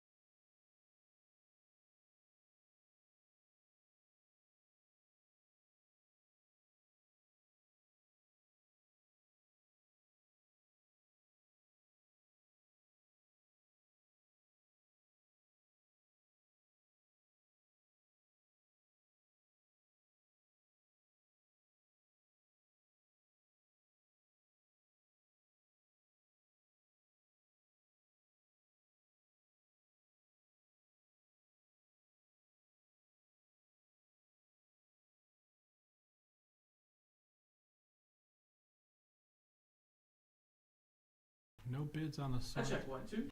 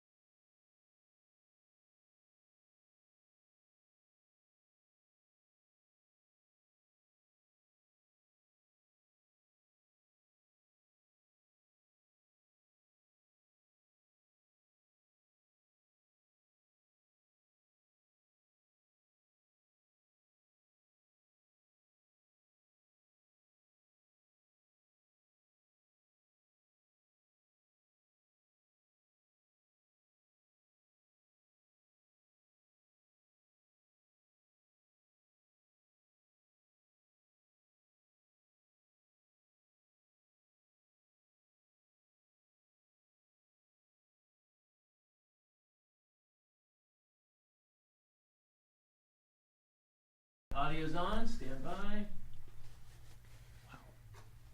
Hey guys, we're back. Hey, thanks for all the great bidding. There's some great stuff that went while we were away. The Ivan Earl sold, and some other pieces sold Yeah. for quite a bit of money. There's a good bidding out there. This is a fun auction. You know, I think we put this auction sort of in chronological order, and so now we're in around the 70s. Yep. Is that what you're seeing there? Late 60s we're getting here and into the 70s right now, yeah. Yeah, I see Aristocats coming up. Something that was quite popular in this auction is coming up, these Aristocats lobby cards. Do you remember Aristocats? Yes. Well, so yes. for me, just Jungle Book was one of the first Disney movies I ever saw. I think in the theater. I would have been pretty young then, and Aristocats would have been the next one probably. So I remember Aristocats being advertised. I remember that the local TV station you could get giant stuffed the kittens or something like Really? that. There was some promotion. Wow. I don't even remember if I went and saw the movie in the theater, but I often did. I probably did. You know. I'm sure we did with who played Thomas O'Malley? Phil Harris. Phil Harris, Blue the Bear. Yeah. Abraham DeLacy, Giuseppe Casey, Thomas O'Malley. Or just Thomas O'Malley. We'll stay with that. But I think they liked him so much in Jungle Book. They said, "Oh, let's do another one with him." Yeah. And then let's do another one with him. They after did, that, then in Robin Hood, his model is basically blue colored Blue the brown. Bear. Yeah. Brown instead of gray. Yeah. Now this is a neat little piece of press pamphlet. I mean, we described I've it actually as, never seen that press pamphlet. right. before. That's what I was Yeah. saying. It's interesting. I thought it It was unusual. looks a little like preview or programmy, but yeah. But these Yeah. are great. Yeah. This is nice. It's got that title card and the 8 photo images. Yeah. Yeah, that's a great set of lobby cards. Lobby cards get overlooked sometimes, and they're actually really cool because you get all these scenes from the movie and everything, and they're much easier to display than a poster for me because you can display, select ones if you want, and that's just. But there's good stuff coming up, including some rare tracks. There's some rare stuff in this auction. I thought, Yeah. pieces I like that pamphlet that we just passed that I've never seen before, and there's some good stuff when we get to the Disneyland section coming up that I think is really good, and. Yeah. Well, we've got these great. We have a good number of these British quad posters, which are British quad is basically just the UK equivalent of a one sheet. It was Right. their main poster to advertise. It's just shaped a little bit different. Right. And they're beautiful. That's nothing like what you'd see on the American posters. Actually, this is another one. The imagery, I don't think I've seen this imagery before, so Yeah. it's really cool with the scat cats in the back. Yeah. And that's just great. And Scatman Crothers. Remember Scatman Crothers? Yes, indeed. So there Very you go. much. Coming up, you've got some Tron items. Just want you to know that. Yeah, Tron's coming up. That was another breakthrough film of the time, just so strange and odd. Yeah. I mean, I remember it more for the video game than the film. I don't know if I went to see the film, I was a cartoon guy and it wasn't a cartoon. So I know I went and saw the film. Yeah. But I definitely played the video game, so. It was great. The black light and the light up joystick. Yeah, no, it was a great video game for sure. With the 4 choices, you could choose which way to go. I really enjoyed that one. But Tron was one of those labor-intensive movies. I will come back to that as it comes up. We're coming up on some Robin Hood stuff, which currently now seems to be more popular than it has been in years among buyers, which is unusual for a movie this old to be popular. Yeah. But this movie has a great fan base. Just Robin Hood does. Just I know. Great fan base. I know there were some really popular high-end vinyl toys made just recently. Yeah, it's around. Yeah. I've seen. You go to the Disneyana conventions, you see people dressing up as Robin Hood. You don't see them dressing up as Thomas O'Malley, but you see them dressing up. Abraham as Robin Hood. DeLacy, Giuseppe That guy Casey, too. Thomas Both of O'Malley. them. All 7 of them. Yeah. Yeah. You don't see them, but it's just a weird thing. But the Robin Hood stuff, Robin Hood's been very, very popular. And I haven't watched this film in a while. I'm gonna have to go back and rewatch it. I'll tell you that we have some Robin Hood stuff in the next few online auctions. We have Really? a few they're really nice pieces, and I'm happy to have them to put in. Yeah. I mean, I don't know how that film did when it came out. Robin Hood. Yeah, You? I'm not sure. Or Bedknobs. Bedknobs Broomsticks, which is up now, was going to be his backup for Mary Poppins if he didn't get the rights, right? So Yeah. he kept the rights for that. So that's He pretty funny. bought the rights to that, I think, in the 40s or something like that. Yeah, I mean, he wanted Mary Poppins. Look, this is at $650 right now. Wow. Yeah. Well, I got to say, it's an unfamiliar one sheet for me, the re-release. I've seen the original, I don't think that's correct, but anyway. Well, it's not the original one sheet, for sure. This is interesting. There's 16 millimeter rental films. Yes. Yeah. Yeah, this predates videotape. A little bit. Yeah, you had these are 16 millimeter, though, because most people had an 8 millimeter projector, and you'd buy films for. Yeah. But those you would buy. These must be for schools and things like that. So yeah, the typical market for you could rent these at home, and I know of Imagineers who rented these like in the '80s and stuff, or in the late '70s, to watch. Or I think they could borrow them from the studio, Yeah. But Yeah, schools for fundraising and stuff. They could show movies like this. We saw Cat from Outer Space. I remember that one. It was a There big you go. deal, and they play it in the lunchroom. Yeah. I saw Fantasia in my sister's high school before I was a high school age. We went there and saw it. It was probably rented through that. Yeah. More Robin Hood. Yeah, this is great. And we have coming up is that one sheet is a re-release one sheet again. And there's a sheet of the stationery. I've never seen another sheet of the stationery. And I'm going to talk to you about that if nobody bids on it. I think I might have that in my collection. You make some copies, and you No, just go to the desk of Robin Hood, and you just pretend that you're Robin Hood. And every From letter the- you send out. From the desk of Robin From Hood. the I desk like of that. Robin Hood. Yeah, that's a great idea. I have to get some printed up like that. From I the like desk that. of- But do we want to get Steve? You want to come over here and so we don't have a guest, but we have Steve, and we can talk to you about making the show about Van Eaton Galleries That's right. and the Joel McGee auction. Yeah. All right. All right, let's switch. So while they're switching, Steve was the showrunner on a show that's on Amazon now called Up for Auction that follows Van Eaton Galleries when we're building the Joel McGee auction, which was 2 summers ago. It was. And, It's funny. Yeah, it goes fast. And we couldn't fit the auction in our gallery because it was so large. We had to rent a Bed Bath & Beyond. And that's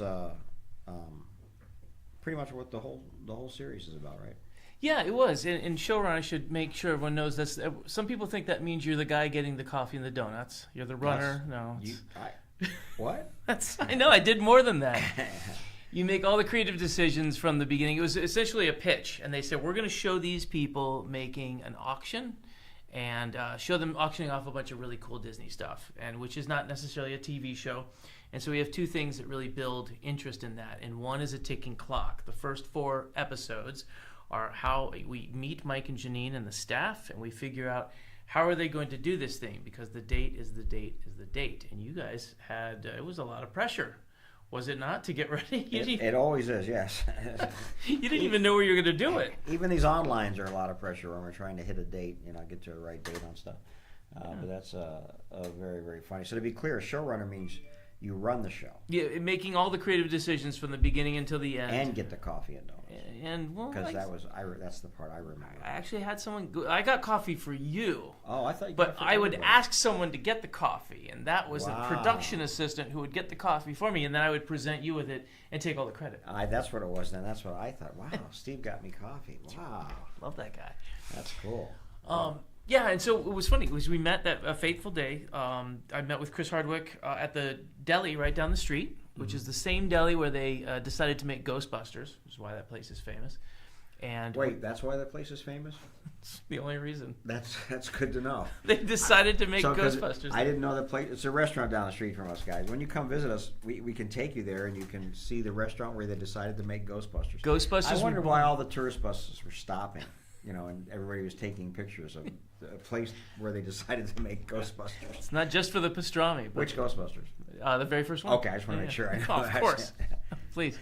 No, so anyway, I met Chris there, and we came down here, and Hold I on. met you. When you met Chris there, I'm so sorry. Did he or you mention that this was the place they decided to make where they decided to make I mentioned it to him I just because I wanted to said make it's very sure. fortuitous that we were meeting here on the decision to bring me in as the showrunner for. I don't know if I'm going to be able to get past this, but that's very funny. That's fantastic. Yeah. Anyway, go ahead. So I'm anyway, sorry. so the first half was the ticking clock because you need pressure to make a show interesting. Then the next part was the thermometer, I call it, and that was we had a goal of how much money you wanted to make from this or how much Joel wanted to make off of it. So the next 4 episodes were about the actual auction and how much money was ringing up during that. So those are the 2 things that kind of help drive the pressure and the drama of the show. But it was also just so interesting. You and Janine, I think, make for just naturally great characters, a fun dynamic between a husband and wife, creating, running a business, all the people that go behind it, from Ed on down, how many people it took to make that happen.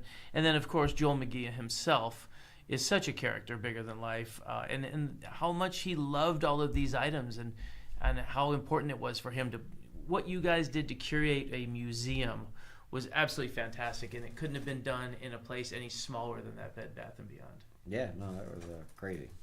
Before that, I was nominated for 2 Emmys for seasons 1 and season 2 for Down to Earth with Zac Efron, which was a Netflix series.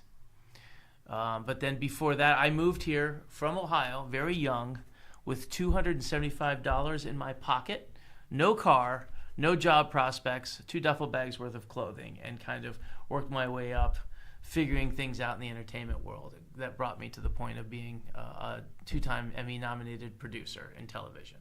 Very good. So, And do you still have those duffel bags of clothing? I do not. I still have mine. He's got 3 now. 3 now. Hey, it's gone up.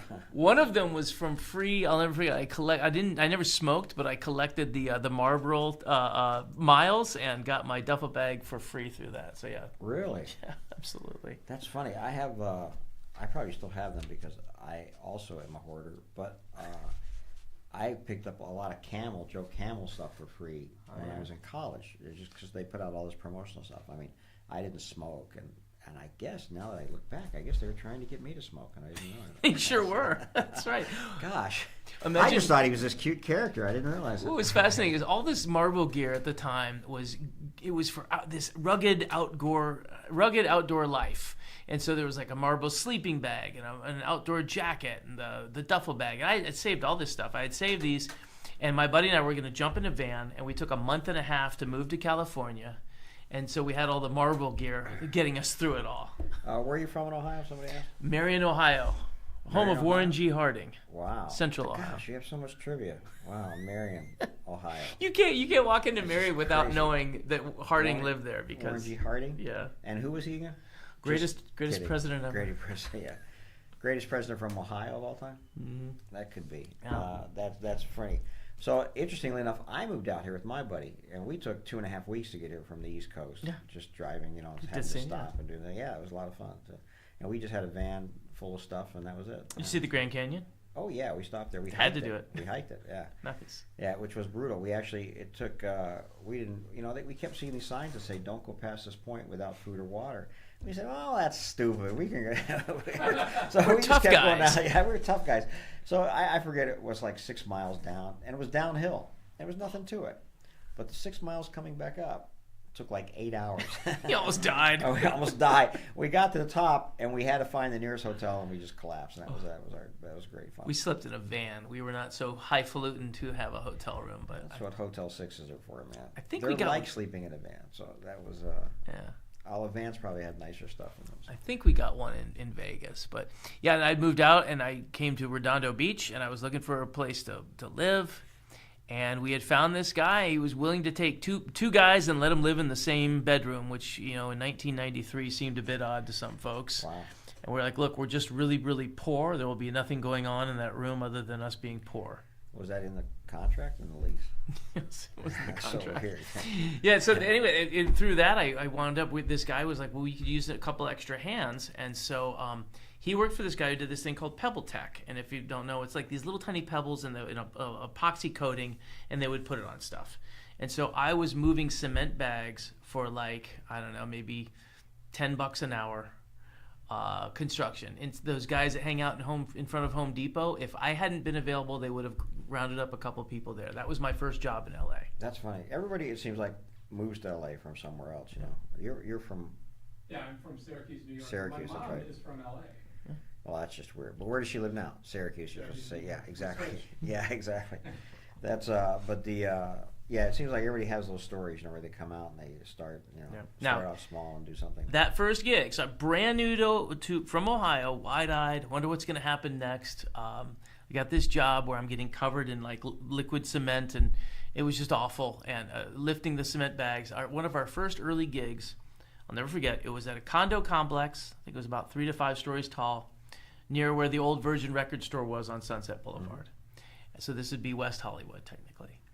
And we get in there, and we're moving the stuff up and down the stairs. I don't know that there was an elevator. If there was, I don't even know if we were allowed to use it. But whatever the case, I walked by the mailbox, and on top of there was a little cardboard box. And I looked at it, and it was addressed to Drew Barrymore. That was the closest thing to a celebrity I had come to in my entire life. This seemed very, very fascinating to me. I just swiped it. Oh, my God. I know. A felony offense. That was in 1993. I've checked the statute of limitations. I'm in the clear. It said Drew Barrymore on it. I was like, oh my God, this is Drew Barrymore's mail. And I swiped it and I stuck it in the van and I brought it home with me that night. And I feel so terrible about that. I opened it up. I was going to ask if you still had it. Oh, I opened it up and it was the Freedom Rock cassette tapes. The cassette collection of Freedom Rock. If anyone doesn't know, it was this bad commercial that came on every night at like midnight. Right. And this guy, they would play, I don't know, Crosby, Stills and Nash song or something, and this guy with a bandana on, sitting next to a Volkswagen van, would say, "Hey man, is that Freedom Rock? Well, turn it up." And it was just iconic. Classic rock collection from K-Tel. I took it from Drew Barrymore. I felt so bad. She never got it in the mail. She paid for it. Wow. So, talk about collecting. Since then, I have collected unwrapped or unopened. I thought you were going to say mail from celebrities. I steal mail now. That's my thing. Mail, yeah. No, I got the CD collection, I got the cassette collection, and I got the albums. I have all forms of the media that I've, over the years, searched for online at auctions, at eBay, wherever. Freedom Rock? The Freedom Rock collection. Not K-Tel in general. Well, just the thing I stole. So what I say is, if I can ever, and I've tried to reach out to her, to say an apology, if I am so sorry, to make some sort of an amends for what I've done in stealing her mail. I have all 3 forms, and I need to get these to Drew in some way. That's it. That's my Drew Barrymore story. So strange. Well, if you reached out to her, excuse me, just I need to make sure everything's fine. Someone's got the police coming for the mail fraud right now. Yeah, that was the police. They're here. But no, if I ever run into her, I will, or somebody who knows her, I'm going to mention that to them. I've thrown it out there. My neighbor is good friends with her limo driver. He's a professional driver, drives her everywhere, but can't use that. He's like, it's not happening through that channel. That's Right. the closest I've come. I've tried to contact her show and saying, like, look, I am some weird freak, but also like, hey, I'm Emmy nominated for some Netflix series and I work in the same business. And if there's any way I can ever make it up to her, this is what I did and this is what I have to give back to her. And I don't even need to see her or tell her. I just want to give her the stuff and to know if there's any other way I can make it up to her. And at this point, I've heard nothing. So that's it. If anyone knows Drew Barrymore, I got her Freedom Rock collection in both cassettes. What year was that you? 1993. So she was 18? Had to be older than that. We can find out. I could ask Siri. No, she'd be. I just looked it up. 75. She was born in 75, so She's like she'd 23, be 18. maybe. Or Really? 1993. Yeah? That puts her at 18. 18, yeah. okay. Wow. An 18-year-old Drew Barrymore. She was probably living in her first condo on her own. Yep. Excited to get. She's The going to order K-Tel some Freedom music. Rock, yeah. Some music, My own finally. music. And there you go. Some Never got scumbag steals it from her. Wow. Never made it. So I don't know. She must have called and she said, look, I never got my tape, so I paid for them. And they said, no, we sent them. Yeah.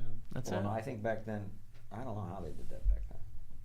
K-Tel, I thought maybe you collected all K-Tel records. They were that. I don't even know what happened to that record company, but they were like late night TV. Greatest hits from all these different things. It's just funny as heck. Yeah, they just make these compilation, and it would be like Easy Love, or what they come up with some way to to compile a bunch of songs that are all similar Yeah. and package it out and sell And it them. must be songs they didn't have to pay a lot for, or I don't know how that part worked back then. Yeah, not sure So that'd be interesting to find out. how they licensed that stuff just to slap it together. But I mean, it was a great collection. It was a solid 70s, rock collection. I think late 60s, early 70s. It was good. That's pretty funny. Yeah. And then how'd you get your first producing job, or job in the business? Well, the first gig that I worked at was a restaurant, and it was open. It was these young people called themselves Artist Groove Network, and it was a group of they were mostly nightclub promoters. And then also it was a young couple. It was a singer and a bass player. They were in a band together, and they were hoping to get signed. And they were doing some development with a label called Interscope. So her name was Gwen, and her boyfriend's name was Tony, and they had invested in the restaurant. And she became Gwen Stefani and Tony from No Doubt. So I was working for all of these people doing, they made me, first I started out as a busboy, managed the restaurant. The restaurant closed, and I became a doorman for all of their nightclubs. And then from there worked at a record company and then a movie company. And the real big break was Chuck Russell's assistant, who did The Mask with Jim Carrey. And from there, I started working at MTV. And I just worked my way up the ladder from show to show until I did it. That's great. So That's very interesting. I've got Synergy Pictures was the first like kind of PA gig that I had for The Office, and I managed their prop warehouse. So I got to tell you, I have a gold brick from Die Hard, and a Polaroid of Bruce Willis. Oh, it was a gold brick from Die Hard 3, and a Polaroid of Bruce Die Hard Willis. 3. Yeah, the Die Die Hard Hard 3. 3, yeah. I've seen you sell the gold bricks before. Yeah. I'm sure I there's. said you had a whole prop warehouse you could have gone through, and that's what you got. Well, I didn't steal anything. These are the things that Oh. were given to me. I get mixed up. It's just mail you steal. Only mail. I learned my lesson. That's right. Now it makes sense, you know. That's pretty funny. Yeah. We all have those weird stories how you just fall into stuff, but that's great. It's just it was a career. Yeah, it was just great. It was really like a paid internship for the first 10 to 15 years of just working on movies and jobs. And one of the first movies I worked on was a movie called Spawn, and my job was to drive Steve Williams from the airport to the set, and he's the guy who created the digital dinosaurs. He gets the credit for making the digital dinosaurs in Jurassic Park. Really? And that was my so it was he was a big help to me also. He got me that job with Chuck, and one job leads to the next. Yeah. Working on this show is how I met you, and how we went on to do other things, and yeah. It's been a long, strange trip. Yes, we have our other projects. Yeah, it's pretty crazy. Yeah, I really, we all have those experiences. It's pretty funny how that all works. Starting from a van. So you started in a van. I started in a van too. Yeah.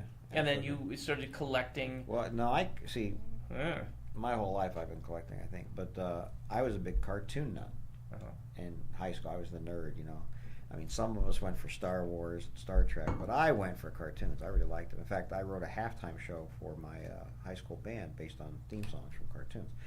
And so I was a musician at the time. And so I had a gig in California, and so I got my college roommate and said, hey, man, let's just drive to California. What do you say? And so we did. And with no plans. He was hoping to work for a drum company, which he's working for now, and still been. Drum company? Yeah, drum company. He said, I want to go work for this drum company in L.A., so I'll come out and I'll apply for a job. And he did. And he got the job, and now he's like a bigwig at this drum company. He's been there for 30 years. So Tama, Zildjian? Remo. They make Remo, drum of heads. course. Yeah. They're the drum head maker, for years and years.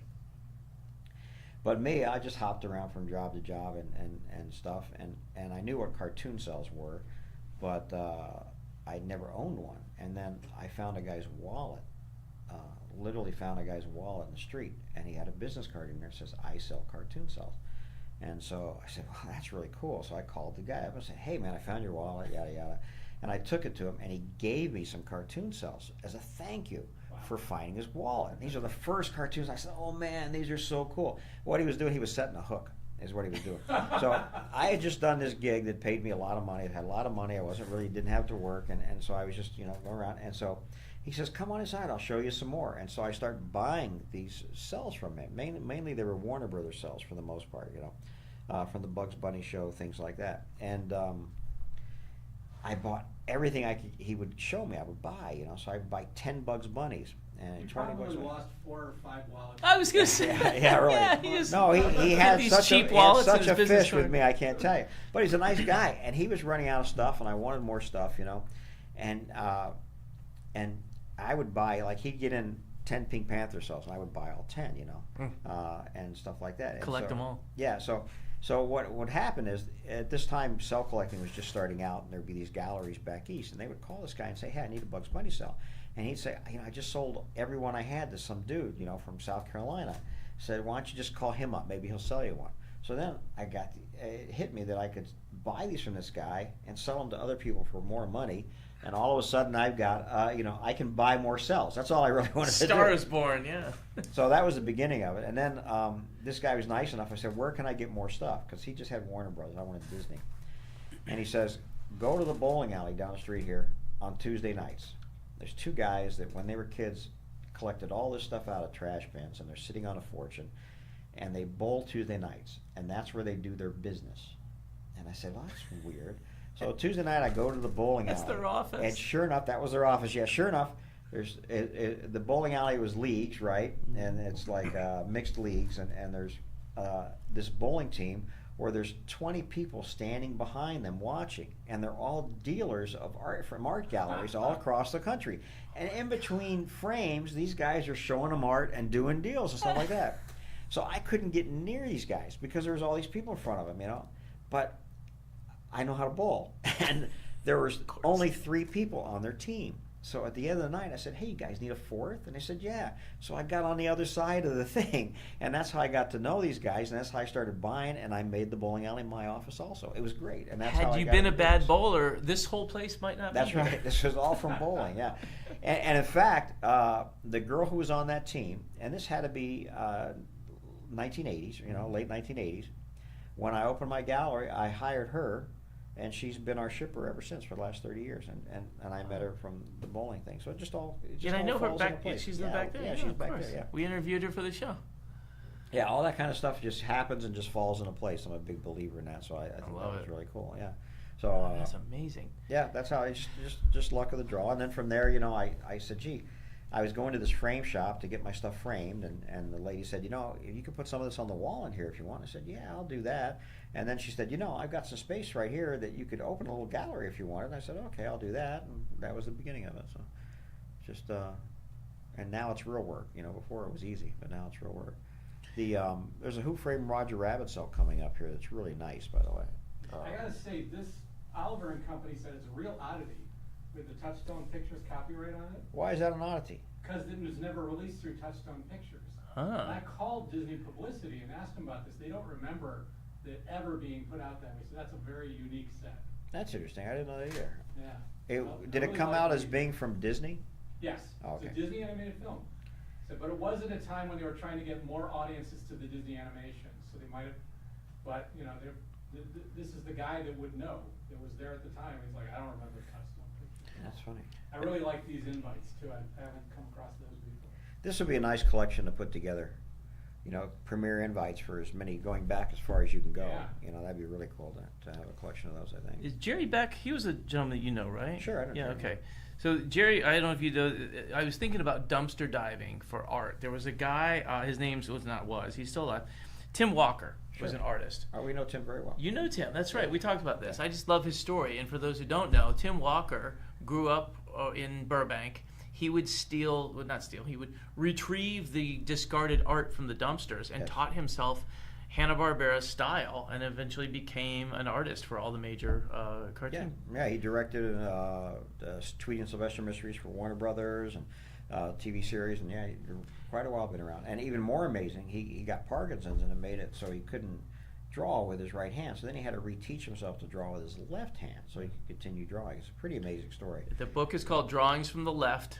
Yeah, by Tim Walker. Yeah, it's a great And book. and it's all of how he taught himself. I mean, he was crumbled. He was really at an all-time low in his life, thinking he was never going to be able to draw again. Yep. Someone is asking, so I'm going to just mention this, about what lobby cards are, what they were used for.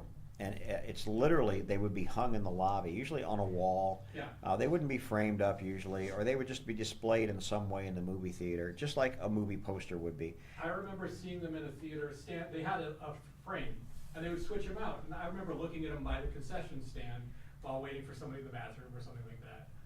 Yeah, they're just like posters for the theater. Yeah, they just didn't take up as much room and allow them to display them in different ways in the theater, and they would be supplied. Most time with movies, you're able to.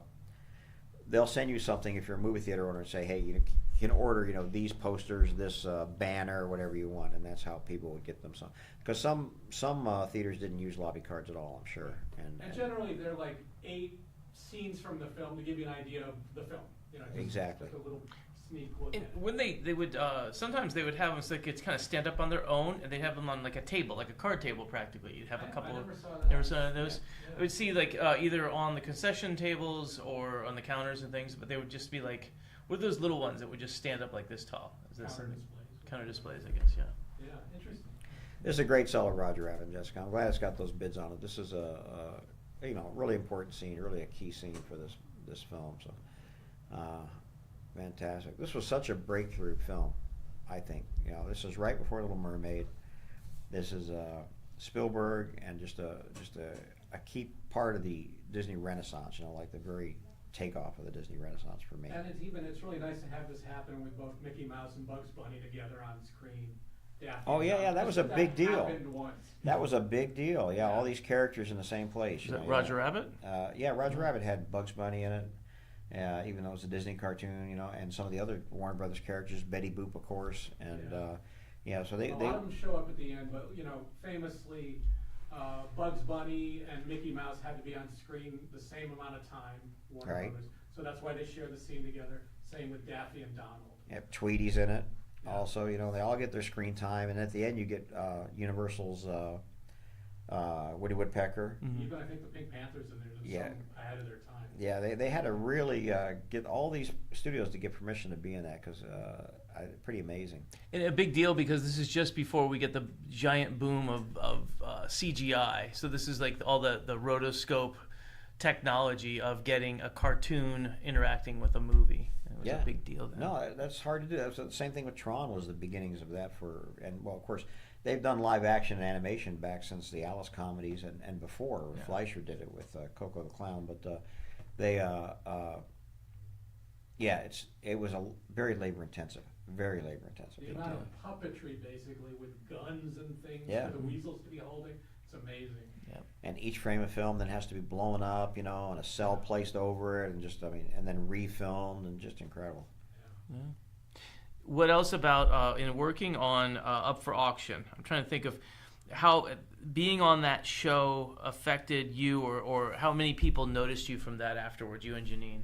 Oh, I don't know, because I stay hidden as much as I can in the back, so I don't know how that worked out for it. It was just a lot of fun. It was just an experience for me, so I just take it and enjoy it. And then if anyone's watching has any questions about that, I suppose, or the production thereut, or any questions, I don't know. And if you haven't seen it, watch it. It is sort of fun. I think it's funny, and it's very, very, very well done. Steve did a great job. Well, we get a great compliment. One of the best compliments I ever got from it was in this very room. John Stamos said that he watched it once and loved it, and then was watching it a second time with his son. And he was very complimentary on just the series in general. So That's good. doesn't get any better than that. And I don't think this is going to read very well, but this is the poster that I sketched out. Oh yeah, there you go. So Keep this going. is the original sketch I made for the poster, that's Chris Hardwick and the big Dumbo, money flying all over the place and whatever. And I was like, okay. And there's a great graphic artist who was able to actually take this, decipher it, and turn it into something. So that's where the poster comes from. That's great. Amazon.com, Amazon Prime. It's free. All right. Watch it. Ed's in there. Everybody's in there, I think. I'm gonna get back to work. Yeah, that's it. Ed, Good. take it Thanks, away. Steve. Yeah, thank you. Thanks. That was interesting. You sort of interviewed each other.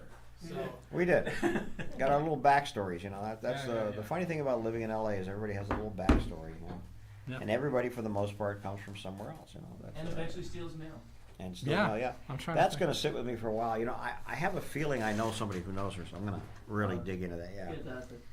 Yeah, I thought it'd be a good setup for a show. I go, hey, if you're looking for some filler on the show sometime, you have this guy come in and present you with your Freedom Rock collection. There you go. That's just what we need. Yeah. I wonder if she collects anything. We'll have to find out.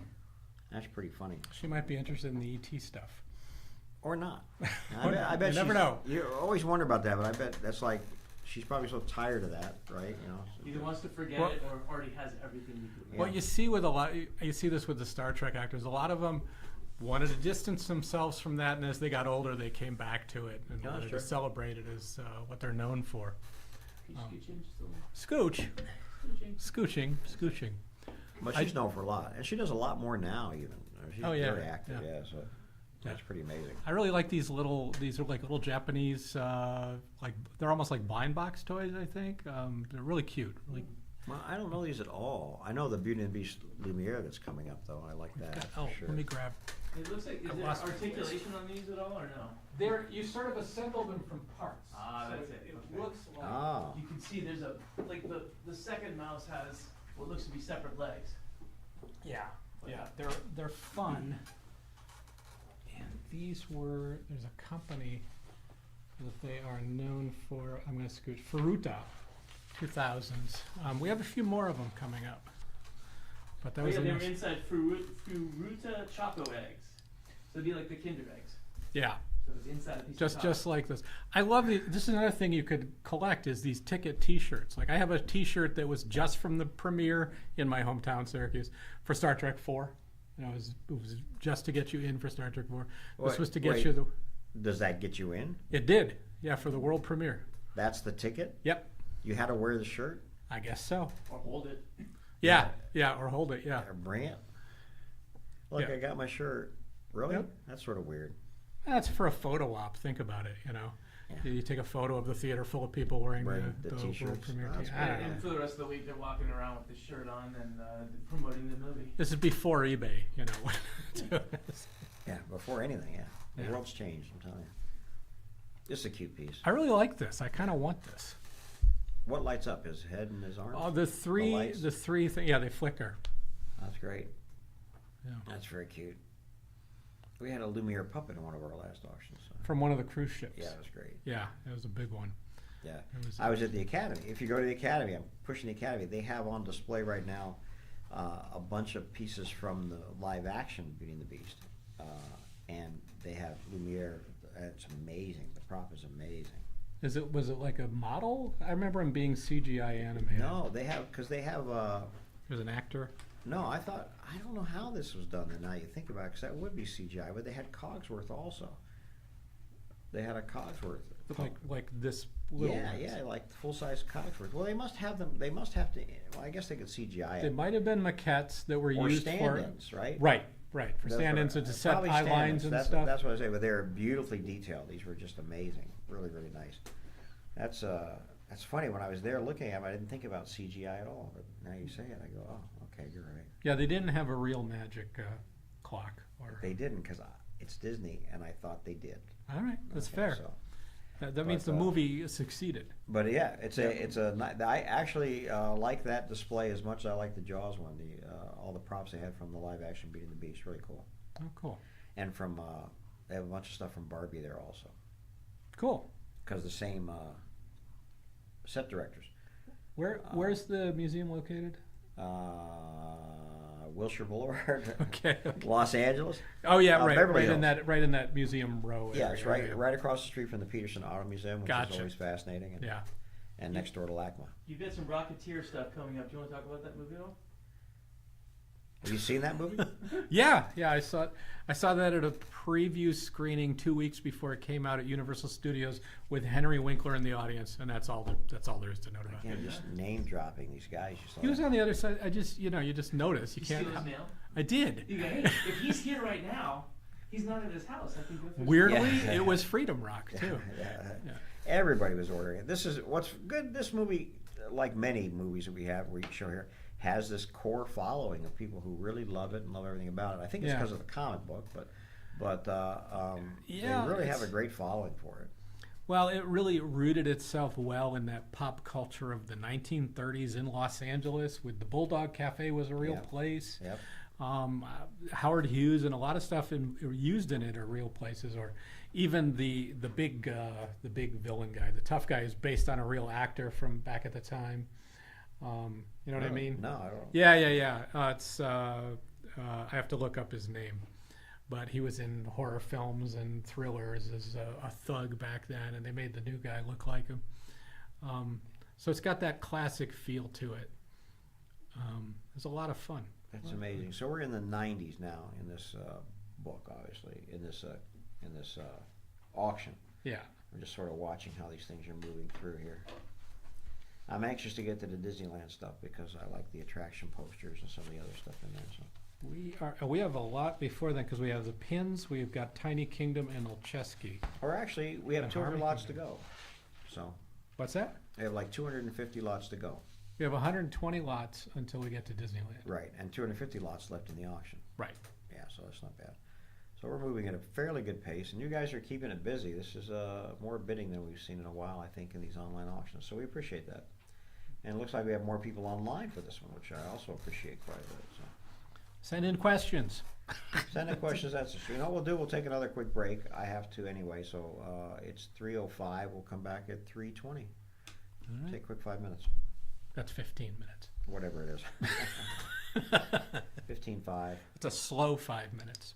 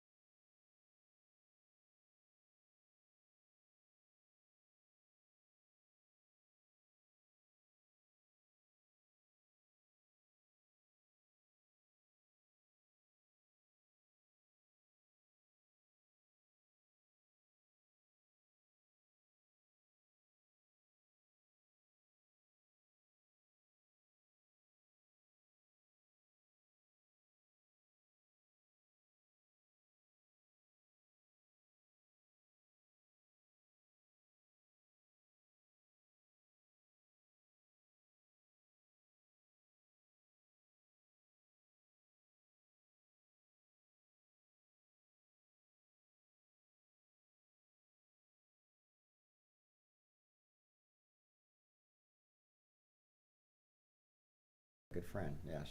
He's in Tulsa King. Was it Tulsa King? He is in Tulsa King. He's Yeah. started. The second season's just starting now. He's in the second and third seasons of Tulsa King, Yeah. and we hope to have him here soon. Actually, he would actually do this with us Oh, cool. without any issues at all. In fact, A lot of people have issues about doing this with us. yeah, no, he would enjoy this. We're gonna use him for something else, Steve and I, and we could probably time it around that, and that would be great. So I'll mention that to him for you for sure. Very cool. And- Yeah, I'm a and- big That Thing You Do fan, so I know that well. Great. I actually met the guy who is the main character in that. Who Right. Uh, I forget the actor's name. yeah, It's one of those three names. Sadly, yeah. So but, yeah, plays the drums. Anyway, yeah. Yeah. So met him and through Kevin actually. So that's funny. Very good, man. That's very funny. Yeah. Well, that's a great idea. I will have him come in for right. this That'd in be cool. the coming weeks. We'll have him as The a special guest. Oneaters. The Oneaters. I have an Oneaters single, one of the props.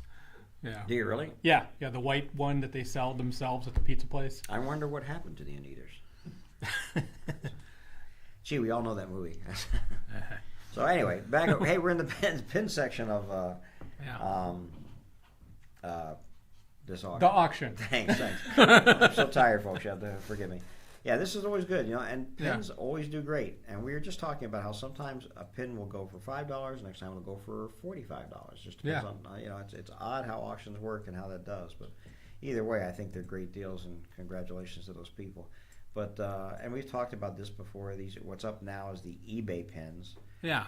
Disney auctions used to sell on eBay. Yeah, and these were I think gift with purchase or something like that. Such to the extent they did so much, and it was a lot of pin stuff, and they were really limited, like 100 pins and 150. I mean, really small runs. But they had these that say eBay on them that would either, I think, would you get with it, or I forget how this worked exactly. I believe you got these if you made a purchase of a certain amount, like $50 or $100 or so. And there's like 10 different ones. Right? Yeah, and they had, I think in 1 year, I think in 2004, they did a different one every week for a while. So there's a bunch of them. Some of they're like limited edition 500 to 800, which is fairly small when you're considering all the Disney parks and compared to some eBay. pins. That's why they would sell out. You're hearing millions of people on eBay, and they would just go crazy with them. But pins have become so popular, and I thought, honestly, it had died down. But watching these go on auction, I'm saying, well, no, it hasn't died down. It's quite popular still, and quite a popular collectible, and a great. It's an affordable collectible. Yeah. Easy to display. Doesn't easy take to a lot of store. space. Yeah. As you get older, I lean towards collecting smaller. And you can put these in a little portfolio, a little notebook, and you're happy. And you have them to look through, and some of them are a lot of fun and well done, and just great ways to go. Well, I think we had our pins auction, our pin themed auction, a few back, and it seemed to do pretty good. There was a lot of interest, and we had a lot of Walt Disney World Resort pins that were fairly low distribution. You could only get them at a hotel in Florida. Yes, basically. Yeah, and a lot of fun. And these. And there was a time, and I think I'm going to guess it's the late '90s, early 2000s. Maybe you know better. When there was just so much stuff coming out from Disney as far as collectibles, besides pins, these next things, Tiny Kingdoms, mid '90s. They were producing, and Walt Disney Classics, they were producing their own collectibles. Not licensing them out, but producing them in house. Yeah, which I don't think I'd ever heard of that before. Until this happened. Studios don't do that. Yeah. They don't want to go through the hassle. They just license it out and let somebody else make them. Well, let's look at one we're talking about. The mid '90s is the Disney stores heyday. Disney stores have been around for about 10 years, almost 10 years right then. And that's the real growth of both consumer products.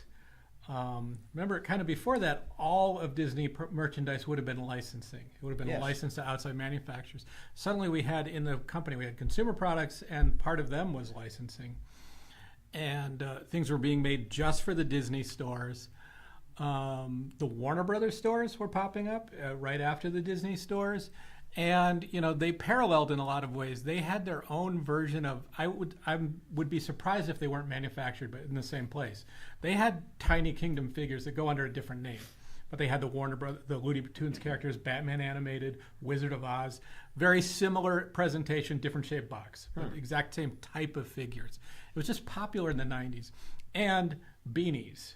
Not Beanie Babies, but Disney beanies. Every friggin' character you could think of was coming out. Same at Warner Brothers. They were doing all the characters. Weirdly, we're getting really niche here. Plush manufacturing really took off in the 90s when they stopped doing button eyes, like the plastic eyes. Right. And they went to embroidered or basically, stitched. Yeah. So this suddenly made them a lot easier to produce safely, inexpensively, because you didn't have to worry about kids chewing off this eye and swallowing it or choking on it. Right. So all that stuff kind of took off at the same time. And yeah, you could find these. I love these Tiny Kingdom figures. Well, everybody was collecting these when it came out. But truly, this is just a take on Disneykins. Yes. Which were in the 50s. 60s, very late 50s. Yeah. Late 60s, yeah. Same characters even for the most part, right? And they did these whole series. We sell them in our bigger auctions, and this is right along those lines. These, presented in these little boxes. You could leave them in the box and present them, because they have a background element and they have all that. We do have a few of them coming up in online auctions. We have some Disneykins. Just to tease it there. Yeah. So, yeah, it's definitely... it's the takeoff, but these were really popular. I remember when they came out, everybody was grabbing them, and it's just amazing. And then what's coming up next, also the same thing. How much Disney took in house and did rather than license out. I think it's great. And then these would be, like you say, Disney stores in the parks. You know? And they were smart enough to do little exclusive releases of some of them and things like that. And they're really well done. It's not just the character, but they're in this kind of, blues on a base there that looks like the jungle grass. It looks like the scene he's from. And there's a background element behind him, of the jungle. Yeah. So. This Alice in Wonderland set that's up now is really nice. You can just see how colorful it is. And there's some odd ones, like one of them's just the daffodils and the dandelions, I think, the one second on the right. From the top. It's a really beautiful full set. If you like that film, you want to own this set. You keep it in the box, or are you going to set it all up and make a diorama? You keep them in the box. Keep in the box, and then you might try to find them loose for cheap, just to have them to display. Yeah.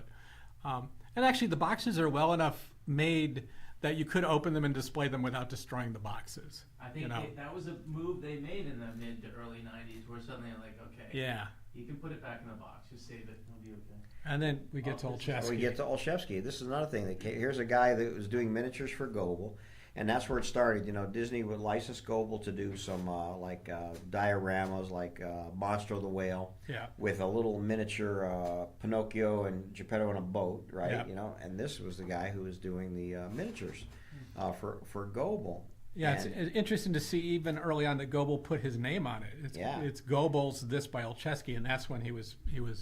And then he came up and started doing these for Disney. And again, this is not a licensed product. This is a Disney in-house product. And also, like we pointed out before, these are tiny. I think I would be surprised if that's more than 3 inches long. No, I don't think it is. And really well done. Great sculpt, really on model, great paint, I mean, these are all these little Olszewskis, but like you say, they don't take up a lot of room. They display great. They're conversation pieces. Yeah. They're really great pieces. And this is a great one. Snow and all 7 dwarfs. There's several that I really like from this series. I like 2 from now. We've got that. I mean, I hadn't seen the Upbeat Dopey one before the next one. It's really cute, but I just kind of dig the. Is that next one? No, the next one is almost finished. That's Geppetto making Pinocchio. But I like Lampwick with the pool table. Oh, the pool table's great. Yeah. It's really cute. It has Jiminy on it, doesn't it? This one's still going. I mean, when you think about the size, that's an impressive paint job for any size. But when you think about how small it is, it's that much more impressive. And these were made in limited numbers too. And he actually, what he did, which I think is really smart, is he actually tells the story, the film. He tells the story of the film through these miniature scenes. So if you got all his Snow White pieces, you would have the complete story. Right. You know, if you got all his Pinocchio pieces, you would have the complete story. Mm-hmm. And then he made postcards of each piece that told the story. And you could put those in a notebook if you wanted and have the whole story picture-wise also. But it was a really great move, a smart move on his part. And he's still, he's still putting them out. I see him at the D23 all the time, and he's making some great stuff. And of course, this led to his Main Street. Led to, and then he went to Disneyland Miniatures, and Main Street, all the buildings from all the streets. I mean, just amazing. And the I don't know, what are they called? Galleries of Light or something? Yeah, Galleries of Light. He just comes up with these great pieces, but he sculpts these, and And stuff like this has to be sculpted, you know, like those drumsticks aren't sculpted in in Dopey's hands. They're sculpted separately, and then when this is put together, they have to add the drumsticks or add the cymbals because Right. these are done through molds, right? They can't, and that would Yeah. be something they could do in a mold. So Is he sculpting 1-to-1, or is he doing a larger sculpt and they bring it down? I think he sculpts 1-to-1, and the only reason I say that is I've at D23 sometimes he has It's prototypes. and- prototypes, yeah, and they're small. They're very small. And going back to Disney, someone mentioned this and I forgot. They also Marks did Hanna-Barbera also. Oh, Another yeah. one they did miniatures of. Yeah, we just had a lot of those actually Yeah. in the catalog just Yeah. now. Those are very, very cool. And that's another one. Going to Robin Hood, the little quote, last Disneykins were basically Robin Hoods. It didn't have the Disneykin name on it. But I'd love to see one of those sets. And Olszewski was doing, when Walt Disney Classics would do like the Dragon, right? Or Enchanted Places, they would do like Snow White's house.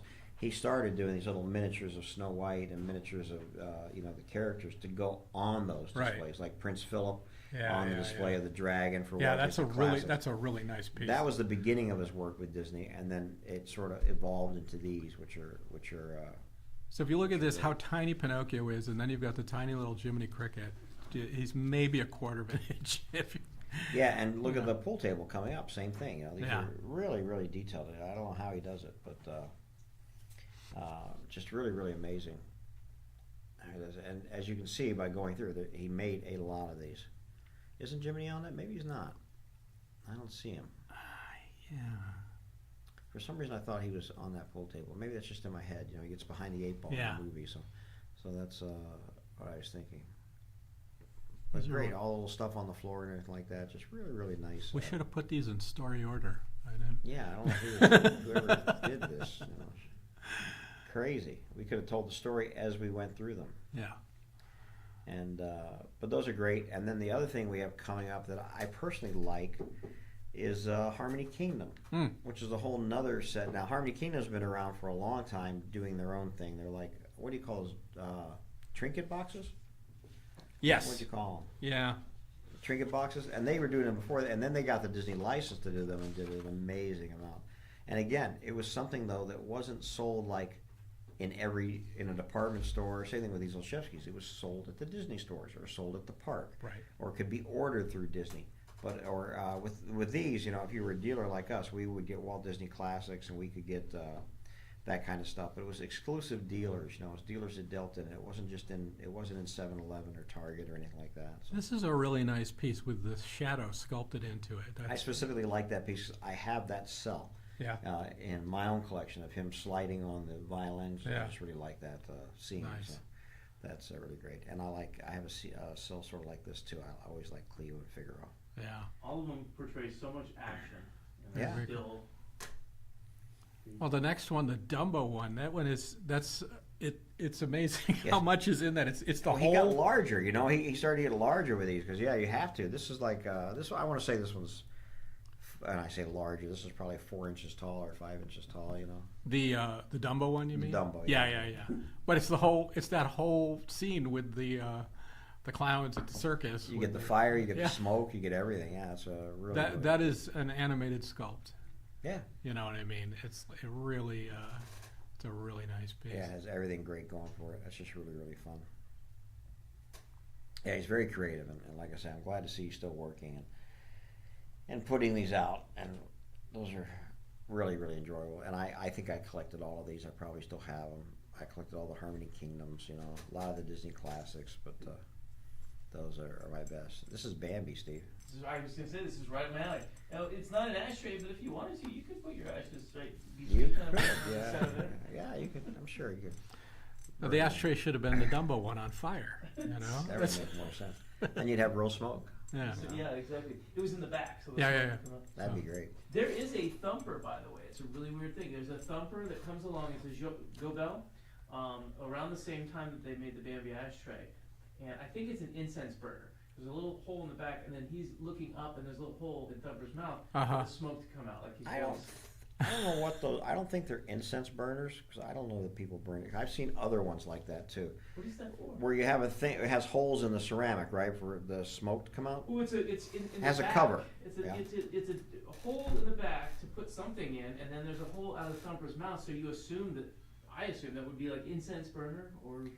I don't know what. It's not incense or something else. I just can't think of what it is. I'm trying to figure. There's something else that you can use besides incense. If you put your cigarette back there, you still smoking. Yeah. No, I don't know. No smoking accessories from Disney in this auction, are there? No smoking accessories in this auction. Hey, those are getting fewer. Wait, there might be a lighter in this auction, yeah? There may be. Yeah. When we get to They're Disneyland. getting fewer and fewer. They really are. They're getting really hard to find. You know, I think people have snapped them up, and it's just one of those lost. One of those lost things. So you really have to dig for them. Good So- luck finding a Disney, a Bambi ashtray for You've sale. got them all, You're not that's gonna right. find it, that's right. Yeah, you've got them all. I still, Why? the Bambi ashtrays, and we've had Little Orphan Annie ashtrays. It just seems wrong. I Yeah, it gotta does, say. doesn't it? Just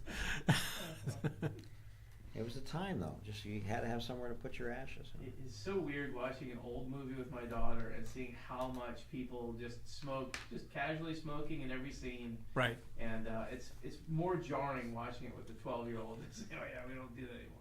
I remember the first time I went to a restaurant in South Carolina with my kid, where smoking is allowed in the restaurants.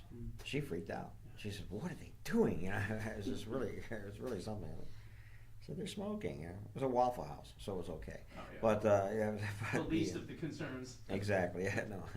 But yes, I took my kid to Waffle House. But yeah, it's funny how that whole mentality's gone in a different direction. There's something else I was going to tell you, and I lost it about the ashtrays and stuff. But it'll come back. You saw our Flintstone ashtrays we have out front too. Which I really like those. I think.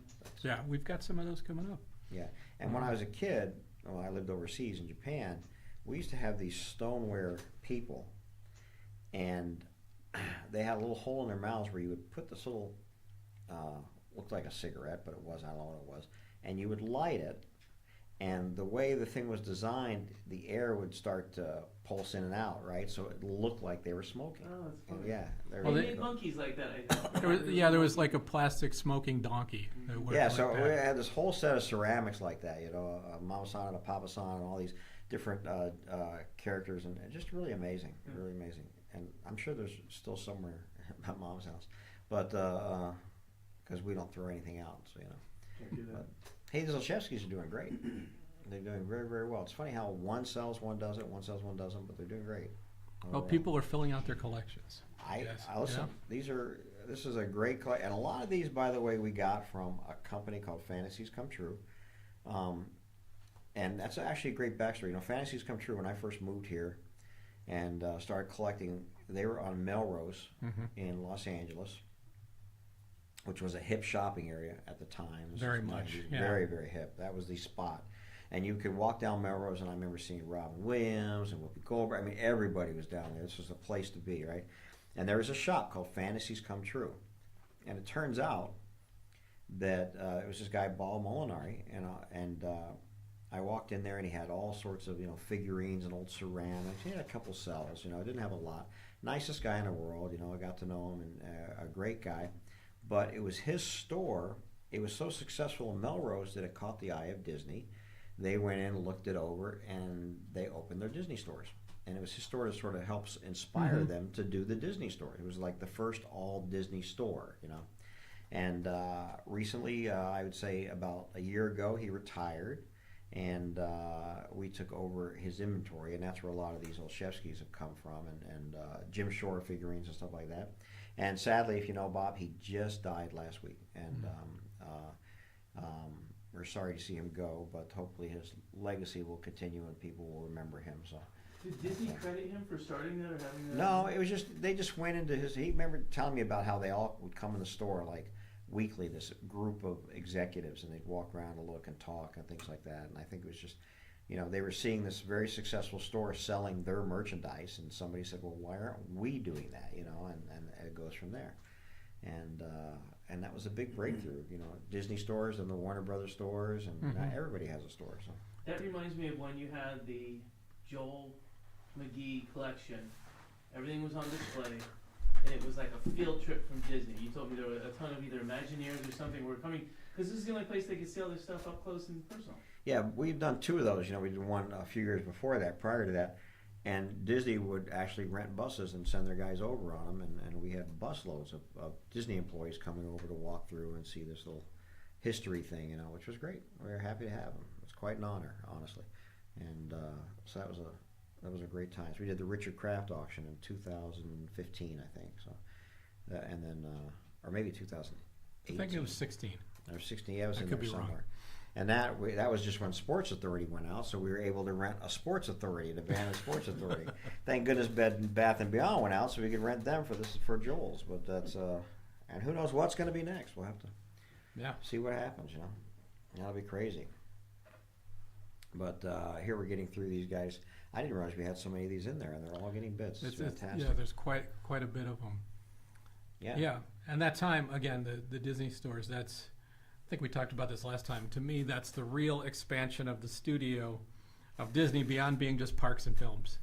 And then you had the Disney store, and you had the Disney store in your state or in your city. You could go visit. And we had the Disney cruise ships soon after that, and more experiences and around. Yeah, I think it really. Yeah, you're right. It really brought it home. You know, it was more. It became more than just movies and a park. Yeah. And especially if you don't live near the parks, you know, at least you have these Disney stores, you know, and stuff like that to go into, and they had all that exclusive stuff, and they sold all these cool things. And I remember when the VHSs would come out, you go there to get the VHS and the exclusive litho that came with it and things like that. You know, that was the place, and pre-order all that stuff. And I'm sure it gave them a lot of background on what was popular and what wasn't. You know, they could read it. You know. Because Disney tends to concentrate on certain films, right, based on their thought about what's popular and what's not, you know. And it takes the crowds to sell out something, I'm sure, in the Disney store before they go, oh, you know, we didn't catch that. Example being Nightmare, you know, or one of those movies where they didn't think it was going to go the way it did, and had to run to catch up on merchandise and things like that. So yeah, but they do try. You know, you'll see a lot more pins of Stitch than you will of Big Hero 6. There are Big Hero 6 pins. But there's like 5 times as many of Stitch. Tinkerbell, of course, you know, is a perennial. Mickey Mouse. I like the Ludwig von Drake, or those weird obscure ones when you can find them. I like the obscure ones when they come in. For me, in animation art, I collect more of the compilation Disney films, which are a little more obscure, like Susie the Blue Coupe, or, you know, Once Upon a Winter Time, all these Melody Time and Make Mine music. Do you like the stuff like Goliath 2 or those kind of featurettes? I think I like 50s shorts. That's what I tend to, late 40s and early 50s, that area of shorts seems to be right up my alley. And that happens to be, you know, the Mary Blair inspired stuff, a lot of it, and some early stuff Ivan Earl worked on. And some Ward Kimball in there, too. Yeah, Ward Kimball, you know, and those are just fun for me for some reason. I really like those. And I notice in my collecting, because people ask me all the time, well, what's your favorite cartoon? I don't really know that I have one, but I notice in my collecting I seem to gravitate towards those shorts. So. Well, that's similar to last time you asked what I collect, and I talked about games, but I do still collect Disneyana, and for me it's mainly the 90s, like kind of Lion King through, we'll say Fantasia 2000 was a time that I was at the studio. I really like what they were putting out then. See, that became tough for me because I want cells. Right, because that's what I was into, you know, and so they don't have cells for those. So you know, I didn't collect as much. I mean, I obviously went to the movies and loved the movies, but other than the auctions like that Beauty and the Beast piece we have coming, and or the there were no cells, so you had to sort of like reach around. And those auctions, the stuff went so high. Yeah, that it was almost untouchable. You know, it just went crazy. Each of them was literally one of a kind. It's like I was just making the case earlier that they were original Disney cells, but they were also not like production cells where you might have 50 of a character in one scene. You know, to choose from, they made one. They made the best one, the Keys pose that went with that background, and that was it. I would go to those auctions with all the hopes and dreams you can imagine and come out dashed, you know. So it's like, oh, man. Because, you know, you look in the books and say, that's only going to be $500? Oh, I'm going to bid on that. And then when it hits $50,000, you go, oh. Well, I've seen that happen in this, you know, building where, yes, it does. I remember someone coming in and she sat down. She was so excited I remember that too, for a security badge. at Yes. a Disneyland security badge, and I think it opened at 100, and our first bid online was 350, and her face just dropped. It's just how it goes. Yeah, we've seen that actually happen a couple times. Yeah. Some crazy prices where there's somebody in the audience who waits 4 hours, for one piece to show up, got the paddle ready, and then the piece starts at a price so high, it's just you can't touch it, and it's a shame, But That's what I learned. Get your heart set on 5 things.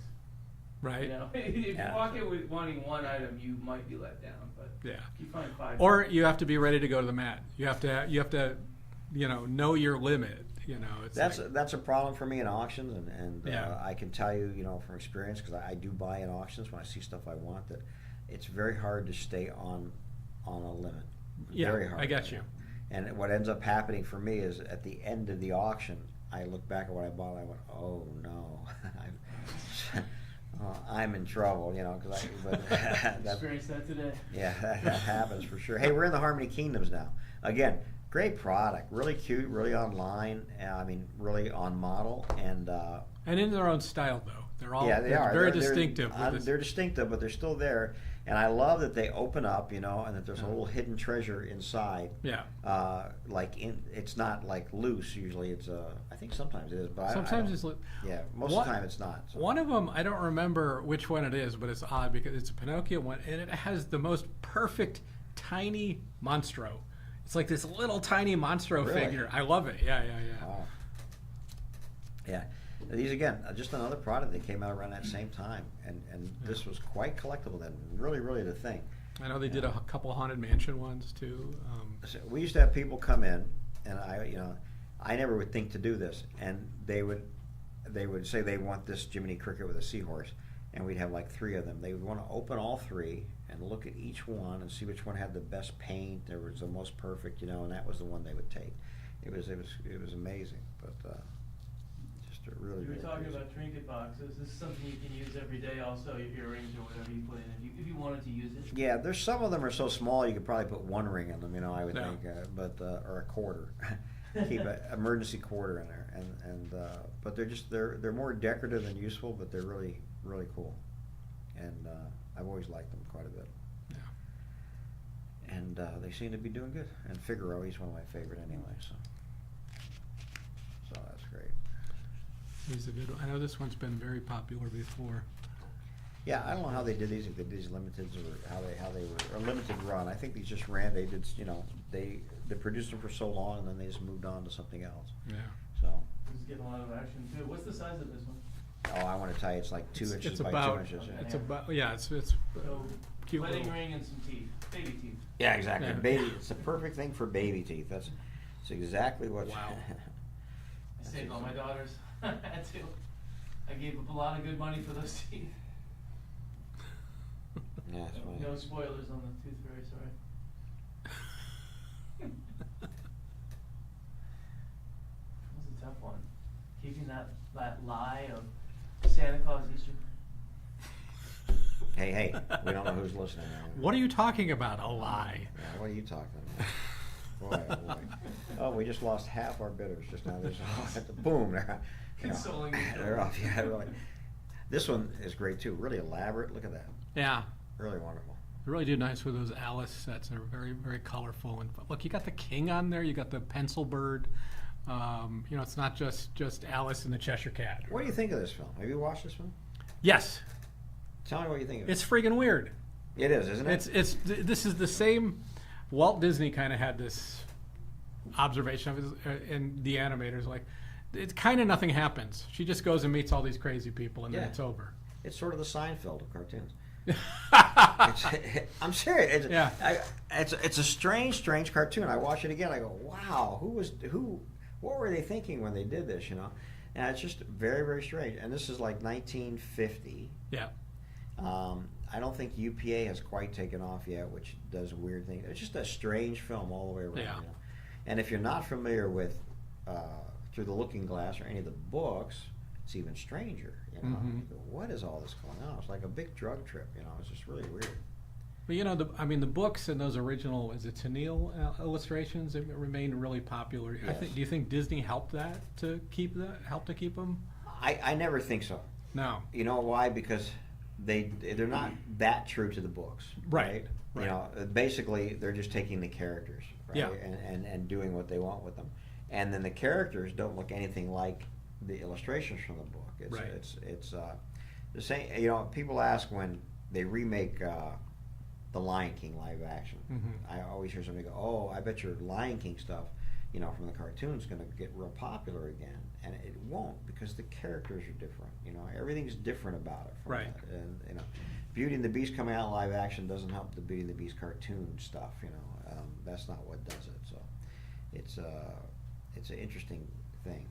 Well, I know Alice was one of the first films that Walt kind of put on TV, and I just sort of, this is in the 50s when they're still very much re-releasing films theatrically. Right. You know, Snow White was still coming out till the 80s, 90s. Yeah, Alice was on TV, and Dumbo was too, which I think he liked Dumbo very much, but it was just...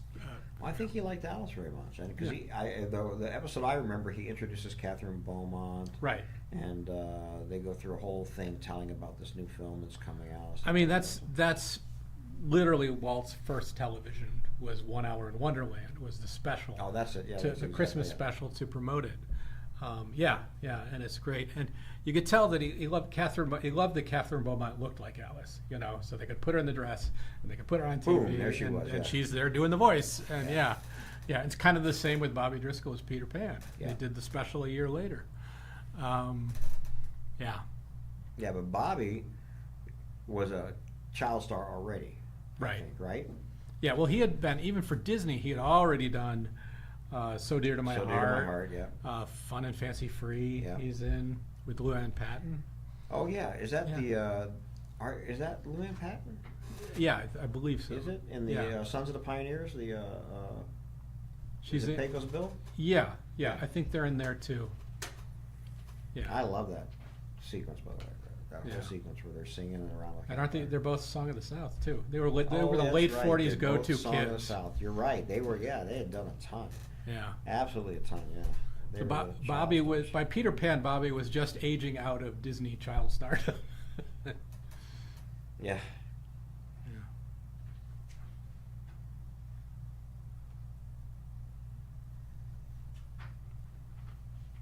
This one, the three penguins.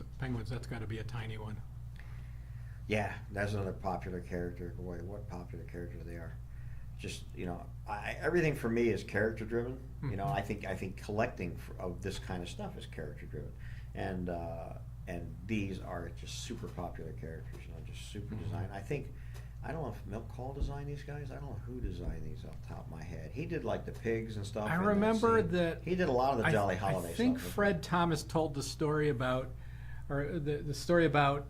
No, Dick Van Dyke told the story about Fred Thomas watching him dance and counting the steps to and I think they're Fred Thomas. Frank Thomas. Jesus, what am I saying? I'm saying Fred who? Freddie Yeah. Moore. you Fred know? may have animated. I wonder who designed them. That's what I'm thinking. And that's Yeah. what I think it might have been. I could see that They're being very Milt Call. stylistic. Very stylistic. All the animals in that whole supercalifragilistic scene. Yeah, I think that when you go to the horses and stuff. That Exactly. Are yeah. Exactly. Yeah. There you go. Which we don't see much of those in Harmony Kingdom boxes. So Horses? the horses or the pigs or the fox hunt would have been a cute box. I know they did a beanie of the fox. I mean, the foxes got some merchandise from Did they really? from Mary Poppins. Yeah, Wow. yeah, they definitely did a beanie of the fox. Wow. That's pretty amazing. Hey, we're gonna get through these guys, and then do we get into the Disney World? No, we got the WDCC. Then we get into. All right, let's take a quick break. We're gonna take a break. We're gonna let this run. You've got great Walt Disney Classics coming up, guys. This is a great auction. I mean, really, really great auction. And then I want to come back and talk about attraction posters. All right. We'll see you guys.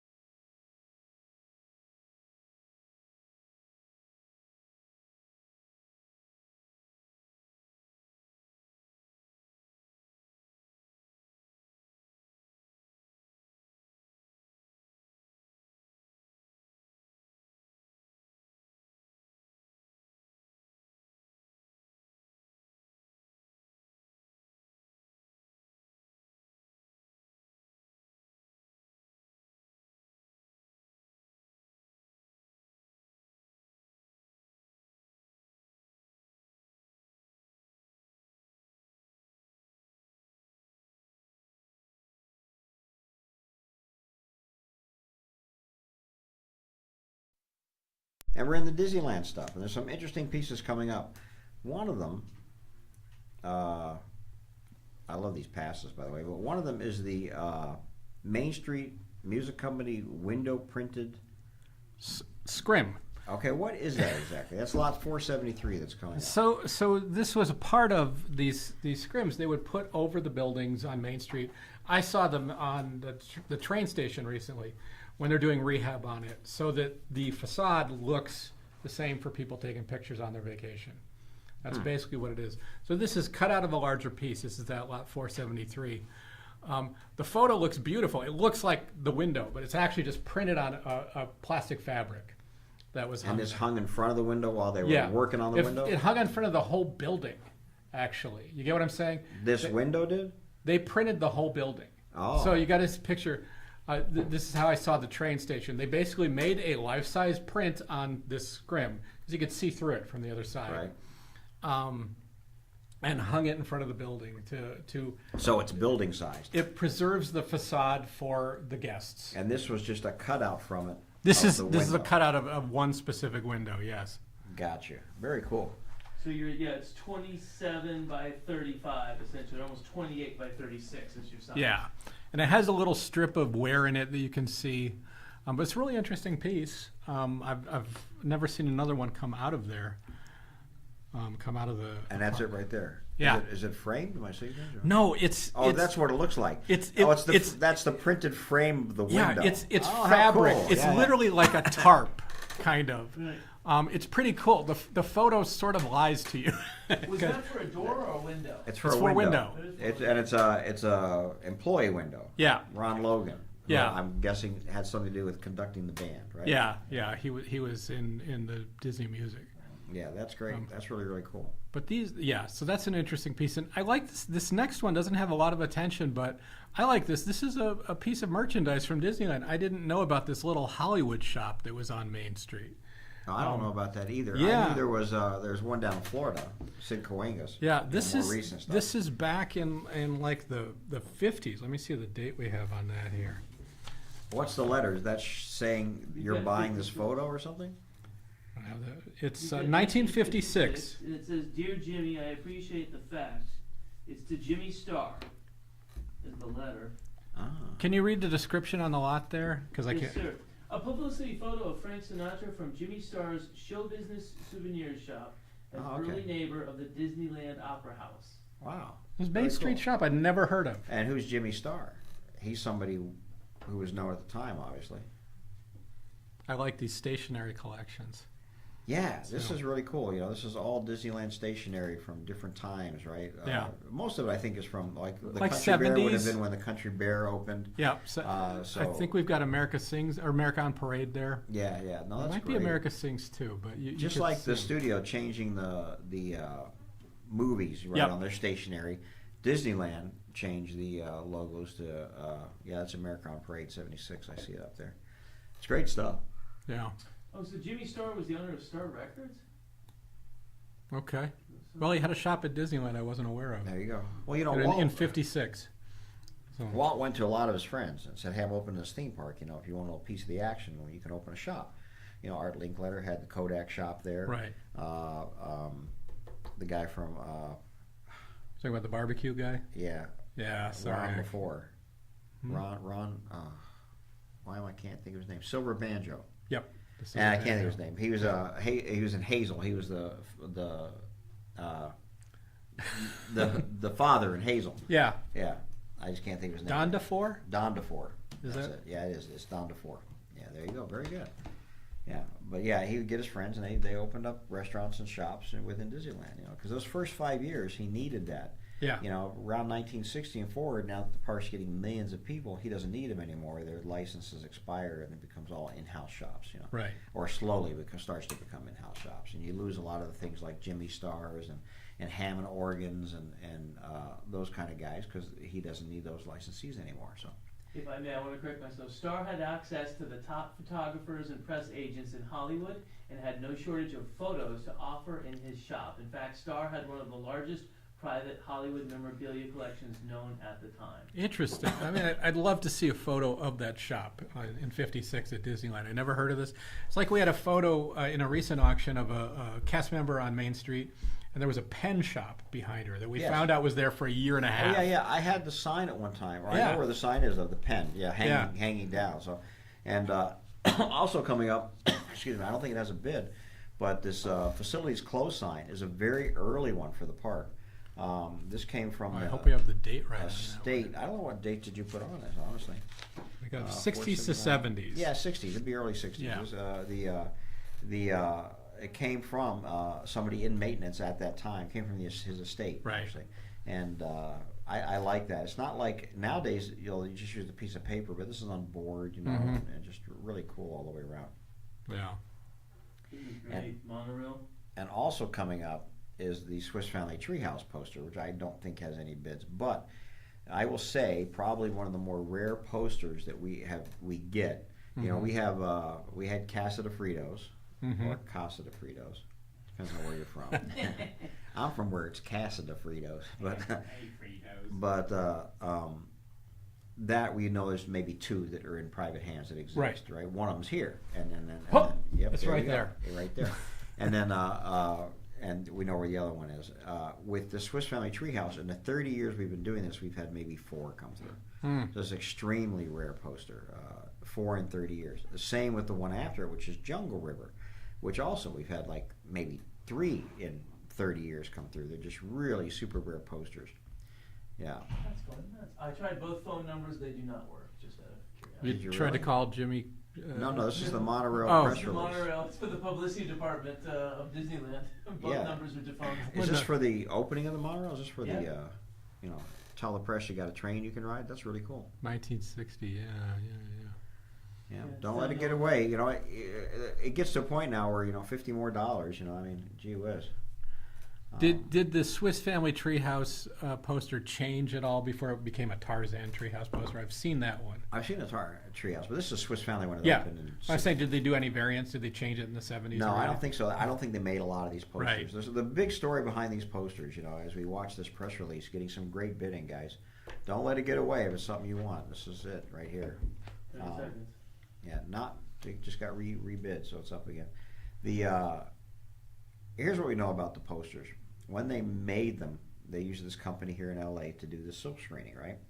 And they would do 200 at a time. Right. Now, depending on where those posters were hung or how popular the ride was, some of these posters you could order through the Disneyland catalog. Employees would take some, things like that, and they would just be used to replace where they hung. For Swiss Family, I believe it only hung in one place. This is a great deal, by the way, on this sign. I'm going to go back and we'll come back to it. But this is just a really, really great sign. Great stylistic Mickey from that time period, And this is on like a fiber board or a board of some sort. Yeah, it's artboard. Artboard, yeah. Really cool piece. I really like it a lot. And so, they're always refurbishing something in Disneyland, but I think that's a great. And they just put facility. They used this several times. Yes, this is a general sign. Yeah, they made more than one of these, so they'd have them around to place. And maybe so they might have to put it up really quick. Sure. Oh yeah. Let's call it refurbishing. Stocked up. And depending on the size of what they're doing, it could be Yeah. on several doors and several windows. Right. Maybe they wanted to put it. But yeah, I like the sign a lot. It's great. It's good for your house. You can put it on a door you don't want people to go into, and I'd have it on like bedroom doors, and Set up in the kitchen while you're cleaning. Yeah, exactly. That's perfect.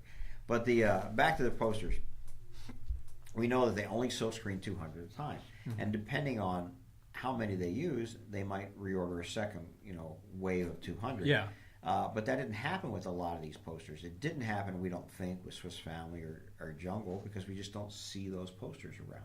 Right. Rocket Jets, yeah, it happened with Peter Pan's Flight, yeah, because those are more prevalent in the park, and they seem to put them in more places. They probably And that's sold why. several more of those. And they probably too. sold several more of those, yeah. Yeah. And this poster, I think the original ones, like Rocket Jets and Peter Pan, which came out in '58, this one didn't come out until 62? 62 when the movie, or 64, I can't remember when the movie came out.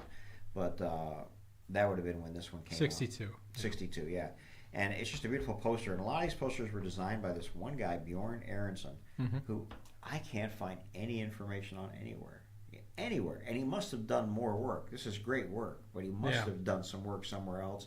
But I've searched for him anywhere, and all I can get is that he worked at Disneyland on these posters, and that's it. But he must have been a graphic designer. He must have done work for the movies or something, or movie posters. It seems like it was important. Travel posters, you know. It's important enough that he must have had contact with Walt. I can't see Walt not talking to this guy. Sure. You know, sure. It's very curious. And Imagineers did some of these, and maybe Bjorn was an Imagineer. Oh yeah, you know. yeah. McKim did some. Of course, Mark Davis did the Haunted Mansion one. So they're out there. But this is, look at the color palette on this poster. I really just love this poster. You know, it's not even about the attraction, but it's just I just really like the look and the style of this poster. I think it's one of the better posters that were to come out. As is the one coming up, the next one, the Jungle River Cruise, another just super rare poster. Yeah. And these are expensive. I mean, you've got to be a heavy duty poster collector and need this in your collection to get it. I get that, but they're just so rare. So hard to find. And I think the last one of these we had, which would have been the Joel's auction, sold for a little over $20,000. So it's, you know, it's a decent deal for the poster, but they're just they're super rare posters, and just really hard to come across. And hand silk screened. Oh yeah, hand silk screen. The first one that wasn't hand silk screened, Country Bear Jamboree, which is coming up. Right. Although the one we have has hand silk screening on it. Right. Because that opened at Walt Disney World first, then it opened here. So the first posters say Walt Disney World on them, and then they have them that say Disneyland and Walt Disney World on the bottom of them, which was printed. Right. And then they renamed Frontierland area to Bear Country. And when they did that, rather than print another poster, they just silk screened Bear Country across the bottom of the existing poster. So that's what's on this one, which is also sort of rare to get the Bear Country across the top. Across the bottom, excuse me. Interesting. Yeah, no, I like the posters. I like the looks. You know, this is a Mark Davis design poster. Obviously, those are his characters and everything like that. So, and that's the one that says Bear Country across the bottom, which is pretty hip for sure. Yeah. And part of the probably one of my favorite attractions when it was open here. Yeah, I kind of miss it. In the beginning, you know, when I was a kid, that was just the greatest thing with the singing bears. Pre-Chuck E. Cheese pizza, you know what I'm saying? And so it was really good. Wonder where you got the idea. Yeah, who knows, you know. That's Nolan Bushnell, you know. The same guy who started Atari created Chuck E. Cheese. I did not know that. There you go. There's some trivia for you. That's great. That's funny. And then coming up is another poster, Golden Horseshoe poster, which is a little more common poster, but a nice one nonetheless. And this was an early one because it has the Pepsi-Cola.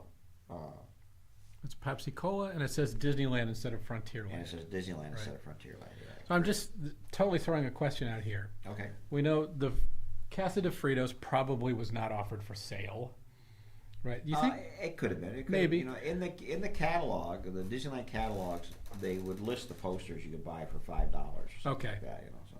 I mean, I was just going to put out there: is it possible that some of them were printed even less than 200? No, I think 200 was the minimum. The minimum, yeah. But you have to think that. You know, Casa de Fritos was around for a while, many years, but they probably only hung that in 2 places in the park, maybe. Right. You know, so they wouldn't go through them as quick.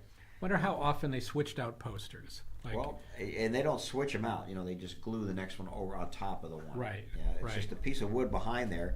They glue the poster on like a billboard. When that one gets faded, they glue another one. Or when they want to change it, they glue another one. I forget. I remember we had one that was from the park, and we could tell what poster was under it. Yeah, you can see there were like 7 posters. It was like a Matterhorn under it or something. Exactly. Yeah. That's a big part of the thing with these posters. So, and that's why, you know, these are Disneyland attraction posters, but these were never hung in the park. Right. You know, they're basically destroyed if they were in the park. These are ones because you could buy them. So these are ones you could buy through the Disneyland catalog. That I know that I met a travel agent once who Disneyland had sent him a bunch of these posters for his travel agencies, right?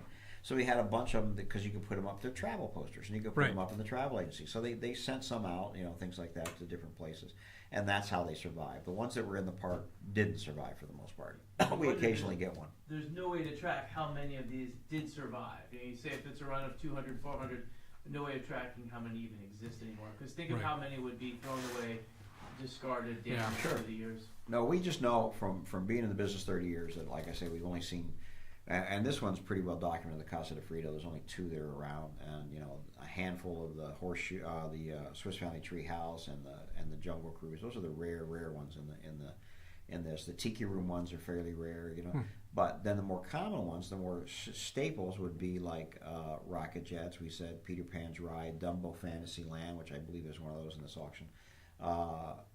The Frontierland posters like Mark Twain or Tom Sawyer's Island. Tom Sawyer's They're kind of Island, together, yeah.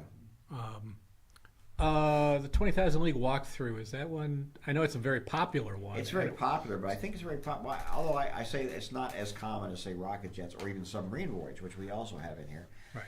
But I think it's popular because visually it's really stunning. Yeah, I know that it's one of the most complex ones. That it had like 21 silk screens to it or something. Crazy amount, yeah.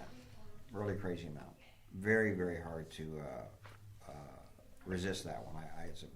It has a like a black light glow on the lettering, you know. Right. If it's under a black light, it glows in it. It's like yeah. I forget what they call that, but you know, it's like that 60s psychedelic paint kind of thing, you know. That's a Dayglow? Dayglow, something like that. Just yeah. That's Or definitely fluorescent paint. Yeah. Yeah, no, there's some great stuff. I mean, this is all really, really fun and exciting stuff coming up. I wasn't really aware of this glass, and I just really like the design on it. It reminds me of Paul Bunyan, honestly. Pretty cool. Well, if it's a Frontierland glass, I'm wondering if they had, 3 others or 4 others, and there was a set. Yeah, that looks like that very names. stylistic Paul Bunyan stuff they used to. They did in the 50s and 60s. Influenced by UPA and that kind of stuff like that. They did a whole bunch of these. These are always popular. Kevin and Jody, man, they put out so much popular stuff for the 50th anniversaries and all that stuff in between. Two great Imagineers who have a lot of creativity behind them. And those are great for sure. And then coming up is a Chicken of the Sea tag. Did you see that? Yes. Again, something we haven't had before. I kind of wanted to bid on it. And we didn't know. Did we figure out what it was even? I'm not sure. Where our description landed on that now. It didn't come across my desk in the end. But no one wants Fantasyland. I can't believe that. It's a more common poster for sure. That's actually a great price for that poster. I think the last one we had sold for $6,000. But that's a very nice, colorful poster. But you gotta like Fantasyland. Me personally, I'm going after that Jungle River or that Swiss Family. Those are the ones that blow me away. $4.93. It's just all I can see there is a Chicken of the Sea tag. It's a tag. What was it on? Can you read that one, Steve? The brand that made tuna famous is what it says. Let's see. I don't know what we can see on It says likely attached to a mermaid doll or other souvenir, but we don't really know. Yeah, no, it's just cool. Yeah, it looks like it was a product tag. Good condition with light wear and 3 holes from use. It was tagged into something. Yeah. That's great. Yeah. This is that kind of ephemera, literally ephemera paper that stuff was meant to be thrown away that I really love. Was always meant to be thrown away. Yeah, that's the crazy part of it. And now you've got coming up, we're getting through, there's something that, again, I don't think anybody realizes what a deal it is. So, and if nobody buys it, then I know exactly what I'm going to do with it. But coming up is a set of Tomorrowland tickets for the new Tomorrowland. Yeah. No, yeah. The 3 die-cut tickets. The 3 die-cut tickets, which are still good for entry into Disneyland. Yeah. So, which puts, the base value is basically $300 or so, right? Well, or more. These tickets would be good for. They usually give you park hoppers for them. So, right. So what is that? I don't even know now. Yeah. $250, something like that. So the base value, you could take these and go to Disneyland with them, and they pay for themselves. It's pretty incredible. They're probably a cheaper way to get into Disneyland than just buying tickets, which I think is pretty funny. They're coming up here in just 1 minute, and I like the look of them too. Very creative. They're giant tickets. They're really, really giant tickets. Well, they were special limited edition done for the new Tomorrowland. The new Tomorrowland. Was that '98? And they come in an envelope, and they're signed by 3 Imagineers. Got Bob Gurr. Bob Gurr. And there was another one that Tony Baxter named to me, and another one that none of us could figure out. Even Tony couldn't figure it out? Even Tony couldn't. Wow. So there you go. Yeah. That's pretty funny. Since he built that new Tomorrowland. I got it to Paul Pressler, whose name's on it, and he didn't know who they were either. So. Wow. That's crazy. So it's signed by 3 Mystery Imagineers, Yeah. except for Bob Greer. We might. I can't remember. We might have landed on. There was a third. We might have figured out the third guy. Like there was a guy that was generally attributed with New Tomorrowland. That the signature was close. So we might have on the description said. Wow, Probably. that's so Or interesting. likely is our word we use. This is likely so and so. Yeah, so it came in a commemorative packet signed by 3 Imagineers, and it's 3 different tickets, and they're all like a different scene of the New Tomorrowland. Really, really cool. But like I say, I mean, honestly, if they don't sell, it's something I may be tempted to just use in the park. These With are really. That was a really nice charm bracelet Yeah. there. And I haven't seen this booklet before. This looks like it came with a doll, maybe as early as the World's Fair. Yeah. Just say it's not Pressman. 64 to 65. Yeah, that's the World's That's Fair. the World's Fair. Yeah. Basic Yeah. word dictionary, small world of dolls with recipes of other nations. There you go. Yeah. I don't see Disney on there. Oh, yeah, Walt Disney's right Walt in the middle. Disney, What am I Small s- World I of missed that Dolls. part. Yeah. That's odd. I wonder, Walt Disney's Small It's World an of interesting little Dolls. booklet. It's Look at the top left. As we mentioned Pearl Jam a long time ago, that looked like the Pearl Jam character. Oh my God! Well, I actually think he calls it. He doesn't call it Disney's "It's a Small World." It's Disney's Small World of Dolls. Well, we have a Peter Pan doll right now that I've just described yesterday in an upcoming auction. It's a golden small Walt Disney's golden Small World dolls. And it's kind of weird because on the box they show like a Spanish dancer and a Mexican guy and Peter Pan. And like I don't know what they're doing with weird. him. Yeah. It's very strange. I wonder what that. I have to go back and figure out what that was for sure. Yeah, that's pretty crazy. And as always, these are great pins. This is a nice set with the Headless Horseman At the pin bottom, there. Mr. It's Toad. very- Yeah. yeah. It should have been in the Halloween sale. Oh, I think There we they might- are. oh, here's your set. $400 for 3 entries into Disneyland. To me, that seems 3 like a park deal. hoppers? Yeah, Yeah. yeah. Crazy. No bids. Wow, really? That just. Yeah, those are die-cut tickets that form that scene of the New Tomorrowland. You can see on the other Yeah. photos And it's there. it always no date on those. Oh yeah, no. Yeah, they there's don't no- expire. This pays for itself. This is cheaper than buying tickets today. It's cheaper than buying tickets today, 100%. I always look for old tickets on eBay and places like that. 'Cause Yeah. that's how I get to the park. Mostly the sellers are hip to it now, though. You know. Well, don't that you- was Some gonna of them sell. yeah. Yeah. Oh, we got a great. bid on Somebody's the Phantom Boat. This is Fantastic. that's It's a an really amazing piece right Yeah, here. yeah. This is incredibly good. So this is a one of a kind? Absolutely. This is a production model for the Phantom boats, which were in Disneyland 1955 to 57, something like that. Yeah, very short. Very short time with those big fins in the back, like bat fins, you know. It's the only Phantom boat I've ever seen. Yes, the only. Yeah, you got it. Yeah, nothing exists from this ride. This is a great, great piece.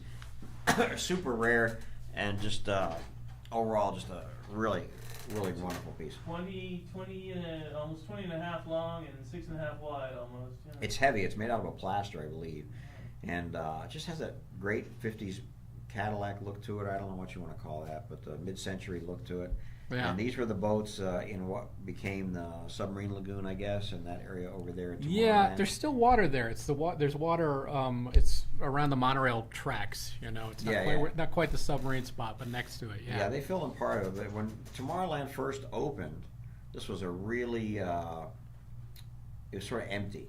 Yeah. And if you walk towards the back where Autopia is, you had an area where they had the power boats, the Phantom boats. You had a place where people had, they could fly model airplanes. Right. And you remember those ones that were on a The wire. string? Yeah, exactly, yeah. And Not really flying, but sure. yeah, because that was the, Tomorrowland was the last land to be developed, and he sort of ran out of money by the time. Yeah. it was This there. looks like a cross between Buck Rogers style and a 50s Batmobile. So Exactly. Yeah. Absolutely, Yeah, that's the totally. whole It's idea. right in the era. And it's called the Phantom Boats. I mean, that's sort of cool too, I think. Yeah. So that's very cool. And here's a great attraction poster for America the Beautiful. I used to love this attraction because did you ever see this? The No, I saw- you know, 360 circle vision. When not to get stuck on the rocket rods, but when you went through it in the queue for the rocket rods, and they were running some of the film sometimes in the rocket rod. So I saw the Circle-Rama Oh, screens. it was great. You would stand in there, Yeah. and when the plane, you're in an airplane, or when it turned, everybody would lean and hold on to the railing because I mean, it was really a weird experience, you know. And this is a beautiful poster, isn't it? Yeah, Just yeah, great. That's Graphics are really, great. really nice. Everything is just perfect about this. I really like this. I mean, I love the mermaids, and as we know, there were original mermaids. I mean, there were live mermaids at the submarine voyage in the beginning, and I just like that whole look. It's just really, really cool. Yeah. I mean, that's what that ride is. What you're seeing right there, it's just great. That same color scheme, the orange, purple, and the green and the blue that we saw in the Family Robinson Treehouse. Yeah. Yeah, it's pretty beautiful. close. It's beautiful. Same artist, I think, too. Yeah, yeah, just a really cool piece. I like when they did later posters. You know, they did a poster for Nemo, the Nemo attraction, and it's an homage to that. It's basically the same. And I love this poster too. This is really stylistic, futuristic. You know, I just like everything about it. And I love it has the TWA rocket in the back. Later on, they changed it to the Carousel of Progress back there. Yeah. But this one has the TWA rocket in it, so I think that's a very cool poster. And this is one's got that silver finish to it. Yeah. That's like a lot of ink, man. They have That and the golden horseshoe with gold. You know, those are the 5-color print. Well, you could do way more than 5 colors with silkscreen. What am I talking about? Yeah. You don't see that often. It was on the Discovery Mountain poster later on. It had some great metallic colors in it, copper and bronze, even unusual for that. Hey, we're down to less than 100, folks. Last final ones here. Is there anything exciting coming up you like? I can't remember. Bucket hats coming up in 2. Bucket hats? Yeah, just one, singular. Excited about the bucket Get hat. out of town. Hell yeah. Oh, we're getting into Walt Disney World. And then we've got our other animation section. That's right. There's some stuff added at the bottom that doesn't fit. Well, we've got stuff like, we've got the Tom Sawyer Island cast member shirt. I like the themed shirts like that from the attractions. That's Lot 509. No, this is moving well. Let's take about a 10-minute break. We'll come back and we'll finish the auction with you guys. We'll come back around 5:50 and finish up. All right.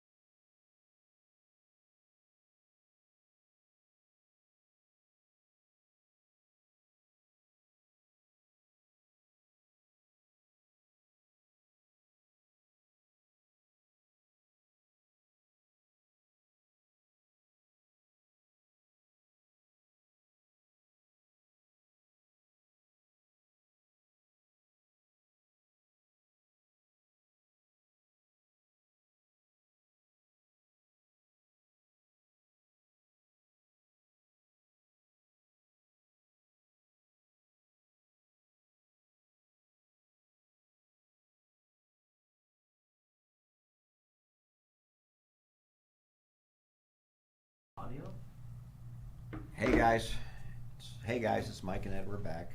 Welcome back, Ed. Welcome back, Mike. Here with Steve. Real quick, we were talking off camera earlier. Earlier we had talked about Atari, because we have some cool Atari games coming up in our December 6th auction, catalog auction. And you had an interesting story about the guy who started Atari. Is that what it was? Nolan Bushnell started the Atari company. Yeah. That's right. And what about it that's cool? What were you telling me earlier? Well, one of the best things was that he needed to get a huge influx of cash, and so Atari sells the company to Warner Brothers, Time Warner, and he gets that. Part of that was that he started the Chuck E. Cheese Corporation, and the reason why he did it was he wanted, at that time, arcades were dirty and people were smoking them, and there was gross. You couldn't take your family there. He wanted a place it was a family-oriented arcade, but he also used it to test out his arcade games to see how they were doing, which ones were popular, or even prototypes to run at particular Chuck E. Cheese locations to see which ones would do well. So that's why Chuck E. Cheese existed. And then when he parted ways, he kept ownership of Chuck E. Cheese as part of his severance. Wow. Pretty amazing, huh? Yeah, Do you remember the Atari 2600? I do. I had one. I have one. I still might have mine somewhere. Everything was so pixelated. That's what I really loved about it. Like there was a Superman game. The Superman was like 8 squares that were red and blue. Yeah, you can't. Can you call them pixelated? I mean, the squares were about a quarter inch. Yeah, they were typical huge. on a small TV screen. The designers would use graph paper to figure out how they could make their characters and how much space they had in RAM. Yeah. That makes Very sense. small. But back then when they designed those games, it was one designer who would come up with a concept, program it, and even make the music and sound effects for it. Amazing, because and that was just the coolest thing in the world. I remember playing these games, going, "Wow, these are so amazing to have these in your house." You mentioned the Superman game. I mean, I remember knowing the map by heart. You go down here and over here, and you get Lex, and you go over here and up here, and you get Lois, and you do, Yeah, Yeah. it was just these red and blue squares that were Superman. That was just the greatest thing in the world. Yeah. Just really, really fun. That was a really fun game. There's a couple other ones I like. I think there was a tank game I really liked on that too. I was saying It was just called Tank. It may have been Tank. Yeah. Yeah. Yeah. I mean, I played that all the time, and then I was a huge arcade guy. Especially in college, I would skip classes and just go to the arcade. Yeah. Centipede was out in those games, and man, they were the best. That was an Atari game also. Yeah, well, they had all the games at the time. There were just a few, a few that weren't Atari, but the main ones everybody wanted to play, Joust, Oh yeah. Centipede, and all those games. I remember when Tempest and Battlezone were groundbreaking graphics. It was just that fine line graphics. And the game I will still play if I see it anywhere. It was Asteroids. Yeah. Just a simple game. I mean, just simple game. You know the one I loved? It was the 2-player. It's Space Battle, right? It's where you could set, you had basically the Enterprise and a little triangle, like the asteroid ship. And you would fight each other, and you could set gravity of the star, and you could set all the environment. Oh, that was so good. Do you know that one? That's a rip-off of a game called Space War. Right. Space That War might was be the what. very, very first video game ever. It comes out in 1962, 3. It's invented. Basically, it's like an MIT student creates this game. Right. And it was on a computer that was the size of a Volkswagen, cost about $500,000. Right. And this guy comes up with a little video game for it. Yeah.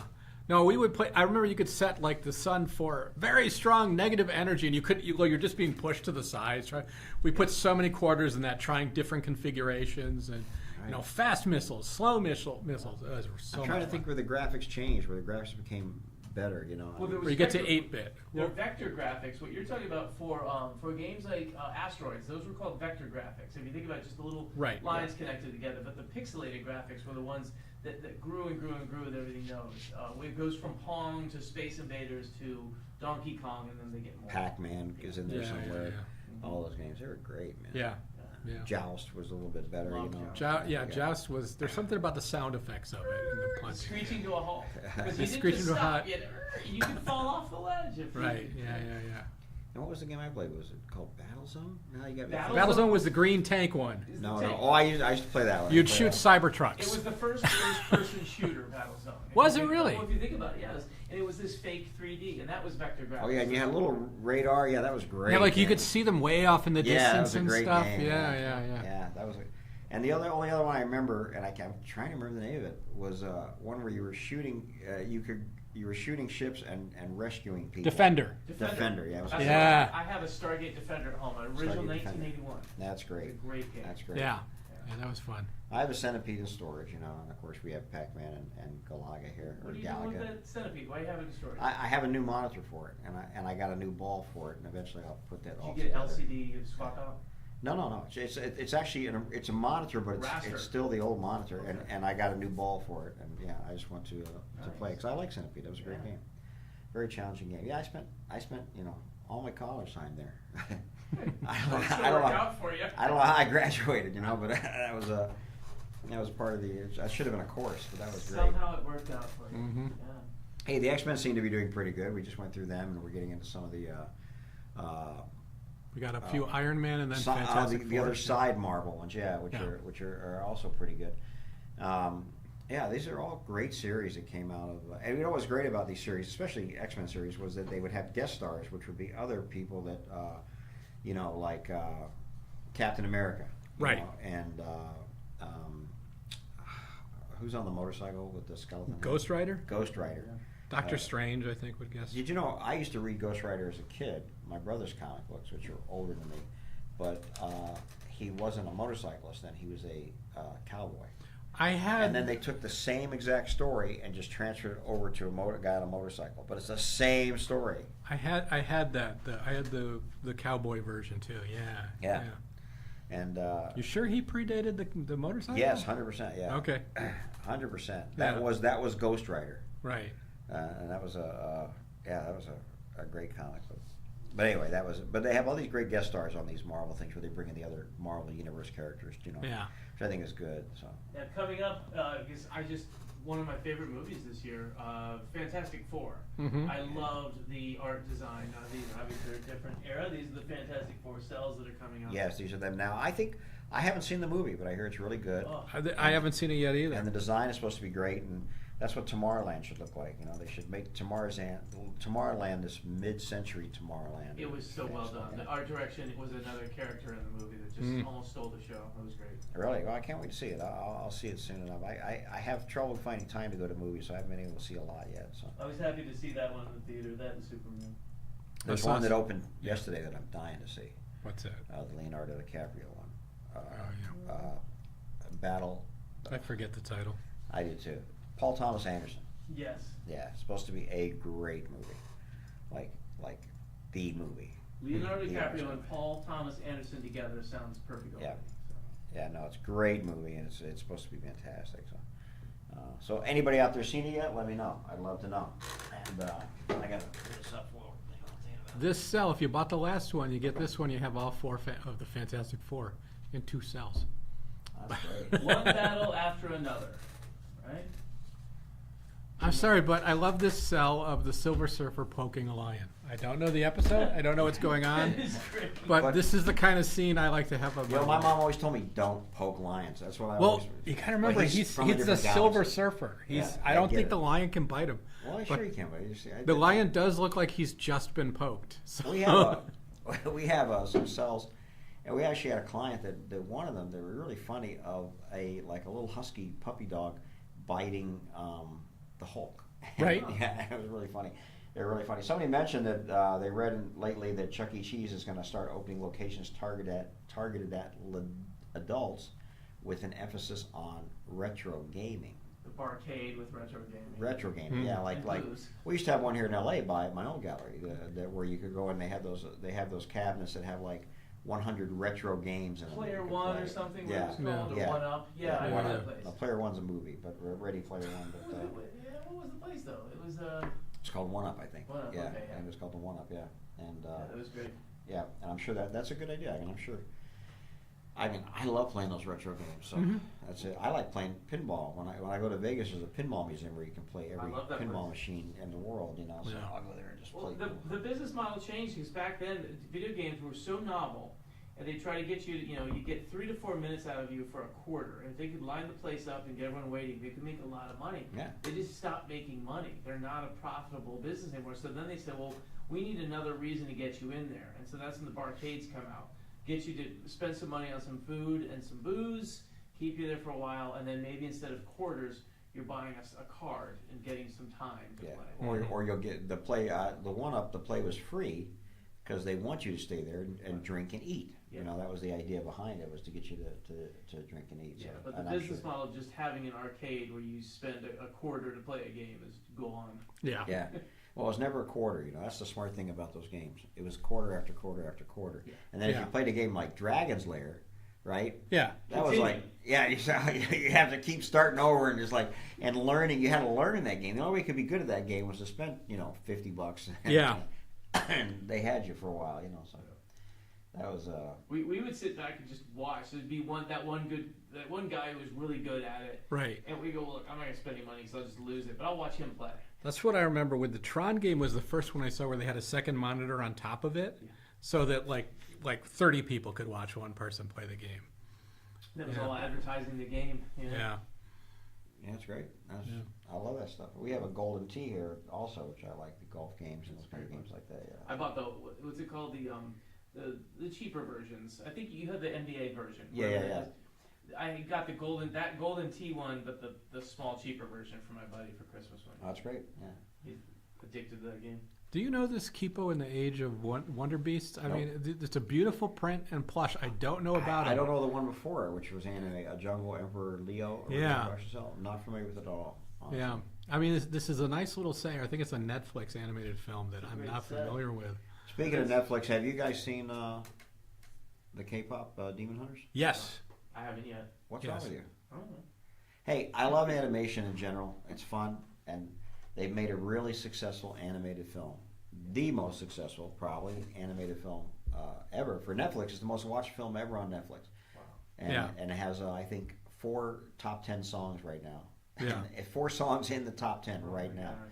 It's worth watching, you know, and your kids will like it too. You know. It's on the list. Now I'll ask you: have you seen the drone show from South Korea that they did on K-pop? I think I did. I think I saw on YouTube. It is amazing. Yeah, the drone it's shows- I mean, it's a character. The character is distinctively represented in drones. You know, And I they- love those drone shows. I think they're Yeah. very, very cool. Well, they almost do. We saw one at the 4th of July. It was very simple here, but it was nice to see. And I was saying, in 20 years, they're going to basically have a TV screen in the sky. In the sky, yeah. And they did it in South Korea, almost like an 8-bit animation. Really? But they were doing a screen with changing, because all you need is 3 colors on a drone to have, your old TV, spot. Yeah. I expect. And don't they have a drone show in Walt Disney World? I'm not sure. I don't think they do yet. I They had one in expect- France, right? Isn't I don't know, but I expect there to be They one. I thought they had one in France, and that was because of the law, or they couldn't do it in France because of the flight laws. Hmm. I did a special on that, right? We actually worked on Behind the Attraction, and there was something. I'm trying to remember. The no-fly laws affected one of the countries that could not do a drone show, but they have been working on drone shows. Maybe Tokyo. Maybe. I don't know. Oh, Jumbo Emperor Leo is from Kimba the White Lion, Oh, okay. Interesting. which we know as Simba. Yes. Guys, Christmas is coming up, and here's some great opportunities to get a pretty decent-sized Christmas. Yes, gift. this is a pre-December sale, and I'm sure Yeah. there's more coming as we get closer to. There just The might holidays. be a holiday themed online auction You in never know. November. You never know Just what's gonna maybe. happen. But you But can buy this right now. we're It's in the testing box still. You can buy it. This is for your mother-in-law, Yeah. your daughter. These are great. I used to. My mother used to send me every year from Hallmark, Yeah. Christmas ornaments that she picked up at the Hallmark store. We have some very nice Christmas ornaments from the Fantasies Come True collection. Oh, really? Oh, there you Inventory, go. yeah. That's great. So you will be seeing more of these. Oh, yeah. that's great. And they. But not necessarily. Some of these we only have one of. I got to say, don't wait. Again, these are things they only make one year, right? Yeah. And then the next year everything changes, So this isn't like these are gigantic runs of stuff that are around for years. Yeah, So- yeah, And this is the kind of thing that the reason we don't see a lot of them is because this isn't the kind of thing people give up. right. There are certain things that are in everyone's attic, Mhm. and one of them is Christmas ornaments, right? Yeah. You don't throw away Christmas ornaments. You don't sell Christmas ornaments. You put them in the attic for the next time, and you never know when you're going to want to use them. So that's where they go. I mean, I have Christmas ornaments that we were hanging on our tree in the 70s when I was a kid. Absolutely. 100%. Passed down generational. I remember we had Christmas ornaments from when my dad was a kid, and you hang those up until Right. the cat bats them down and breaks them, Yeah, but you don't sell them. yeah. Sure. I didn't even think of that. We have paper ornaments from the 40s Yeah. in Sweden for my family. So, Yeah, it's not a thing you throw away or you sell. So the only time you ever see them is maybe at estate sales. And Right. the idea is that the funny thing is for everyone, I noticed for me that I probably have enough ornaments to fit on 20 trees, right? But I'm still going to go buy one, when I see one, I don't have that one. Well, they're nice. It's like these are distinctive of, it looks like late 90s, maybe early 2000s. And if that's the time you were a child, you can't necessarily find ornaments with this look that are right. new. And then you got Roger and Jessica. That's a great pair. Christmas presents. That's Yeah, really yeah, cute. yeah. Those are pretty funny, actually. That's a pretty funny grouping. They're coming up next. Yeah, but no, that's the funny thing. I've always thought Christmas ornaments were funny that way. It's just the thing we don't throw away. Books, Mm-hmm. VHS tapes, DVDs, the kind of things that you find everywhere. Yeah. Are just crazy, This one's gonna go high. I can tell. This is like if you know a couple who are experiencing celebrating their first Christmas together. This is the great, home. Gift Wow. together. You Housewarming. made a nice story. The about Mickey and those. Minnie there? Mickey That's and true. If you They're know a couple separate. that this is their first Christmas, how could you Or not bid on this right It could now? be a couple separating, and Minnie goes. Wait, what? That's right. Because they're in separate boxes. I don't know. I'm just Oh. saying. That's right. See, they're not in the same box together. So I'm just When the saying. couple splits up, Yeah. the husband will keep the Mickey, she'll keep the Minnie. Yeah, it works out perfect. They'll Or those last on could be. trees forever. It could be wedding cake toppers. You can do many things with these. Many stories you can make with these ornaments. I don't see Wow. why not. And they're 3.25 tall, 3.25 inches tall. So they'll That's go actually with your pretty Star big Wars for a figures. ornament. There you Yeah. go. Yeah, you could put them in the cantina scene. With your Star Wars dolls, yeah, that'd be great. Fine. The alien Mickey. Oh and my Minnie. God, I got to be careful. In 20 years, they're going to put Mickey in the cantina. They will. Oh, God. They will. All right, I think we're over to. Oh, those are Roger cute. Rabbit. Yeah. Those are very cute. Yeah, you're right. These are all from the Fantasies Come True collection, Yeah. which has a lot of Halloween stuff, I'm sure, coming up in the Halloween auction with the Jim Shores and that kind Yeah, of stuff like that. yeah, we've that's got good some great stuff there. Sure. We have some Haunted Mansion stuff. I wish we had more Haunted Mansion stuff, but they're very popular all the time. Yeah. What's funny is we go from these beautiful Christmas ornaments to To- James Arness smoking. Nice. It's L&M Oh, cigarettes. that's amazing. I'm not particularly a Gunsmoke fan, but I love that poster. It's a good size too. It's What are about 2 by 2 foot. What am I looking at here? This is an ornament of the partner statue. Really? Yep. Oh, that's actually pretty nice. It's a That nice little statue is piece. so popular. Yeah. Why does it say sketchbook Christmas ornament? Well, What's that? Sketchbook is just this line of Disney ornaments that they had. They are generally, almost every single one of them, and possibly everyone, has a number at the top of it above that sketchbook. It's an anniversary. Like this is I see. the 20th anniversary of the Partners or Disneyland or Lilo and Stitch. The sketchbook ornament will have, it's got a 20 on the top of it. So it's the 20th anniversary of Lilo and I Stitch. see. Okay. That came out in That probably. makes sense. Did you see the live action 2021. film? I have not seen it yet. Steve? No. It's good. Mm-hmm. It's good. It's cute. It's nice. There's nothing wrong with it. Go see it. They should put that on the poster. There's nothing wrong with it. Yeah, Lilo and Stitch. There's nothing wrong with it.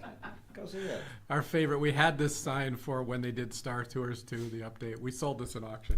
It was C-3PO, and their tagline that they came up with it for was, "Here we go again."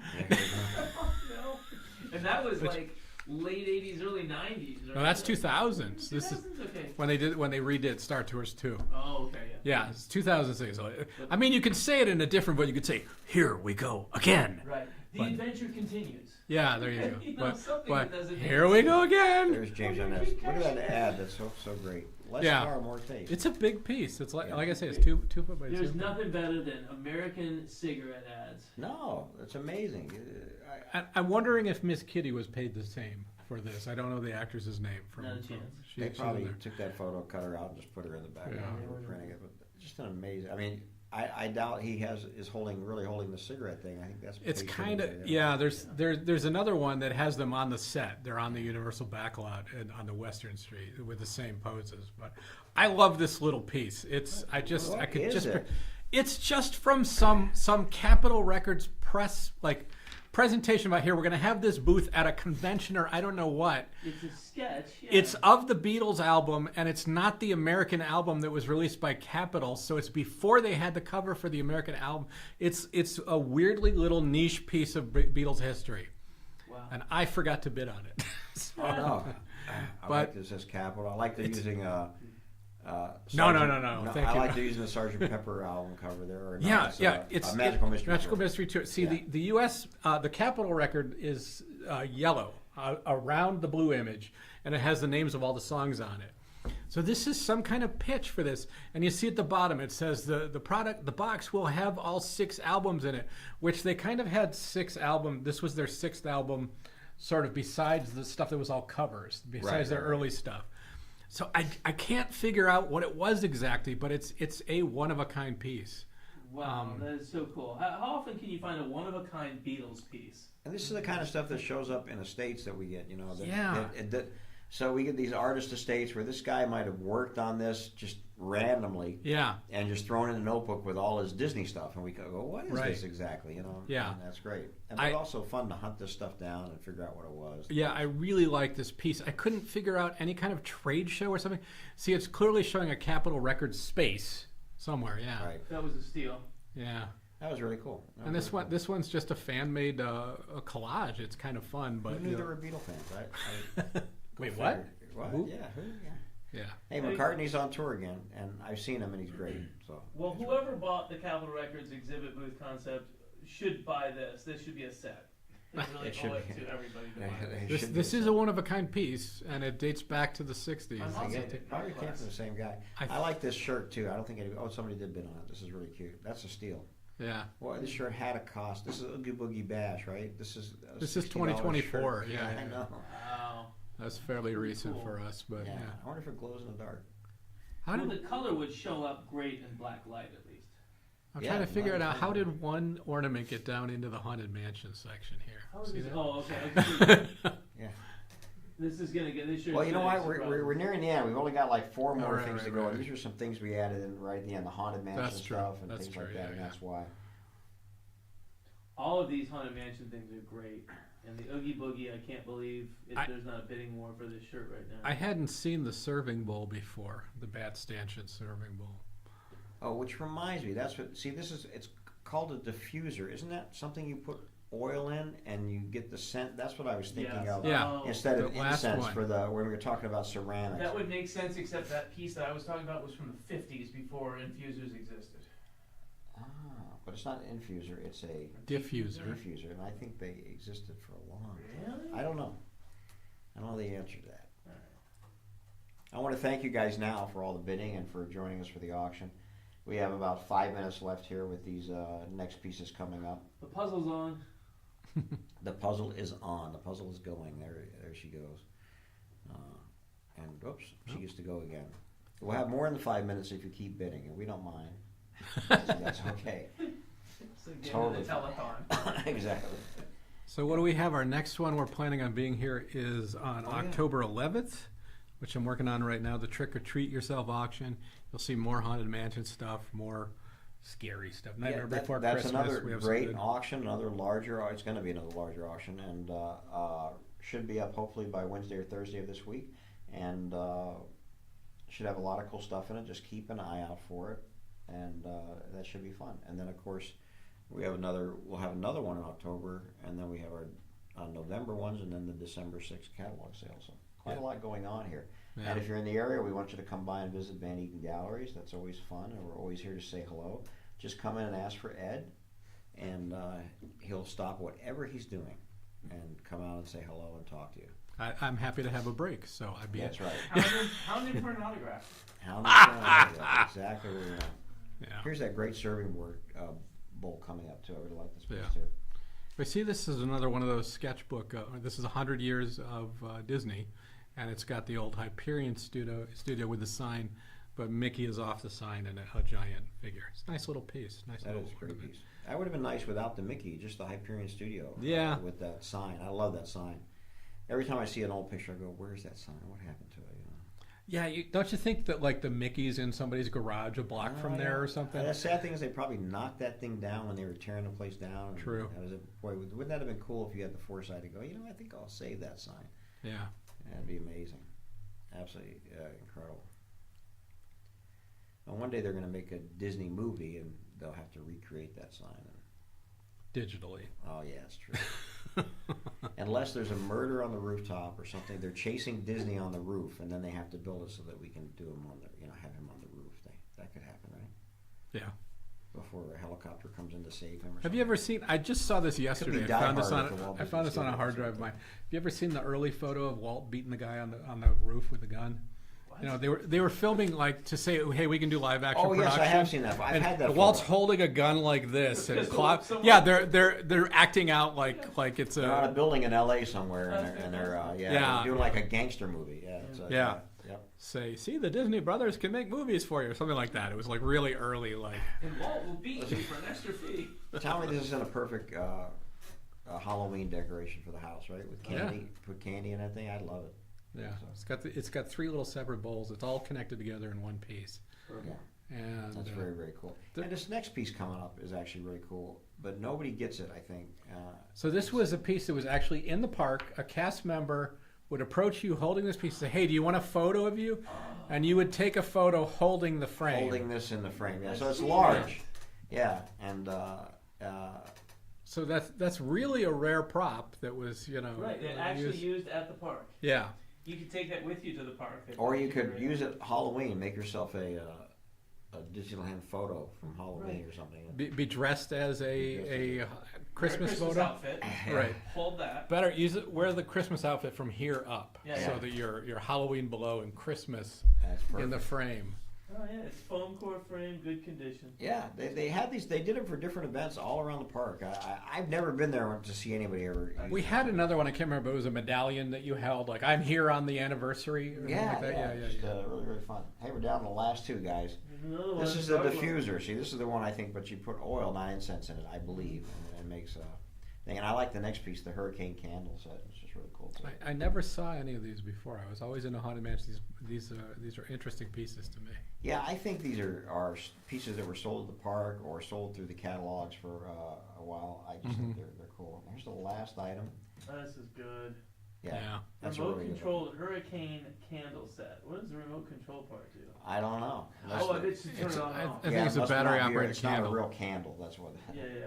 It's just a remote control It's light. great. You won't burn your house down, but you're gonna have all the ambiance of a camp. And if you're on the East Coast, there's hurricane coming this weekend, so you guys can. I can't get it to you that soon, but We got sorry. one bid. Hey, that's it. We're going to be gone in 5 seconds, guys. Thanks so much for bidding. Thanks to Steve. Thanks to Ed. We'll see you in a few weeks, and have a great weekend. Talk See to you next soon. time. Bye bye.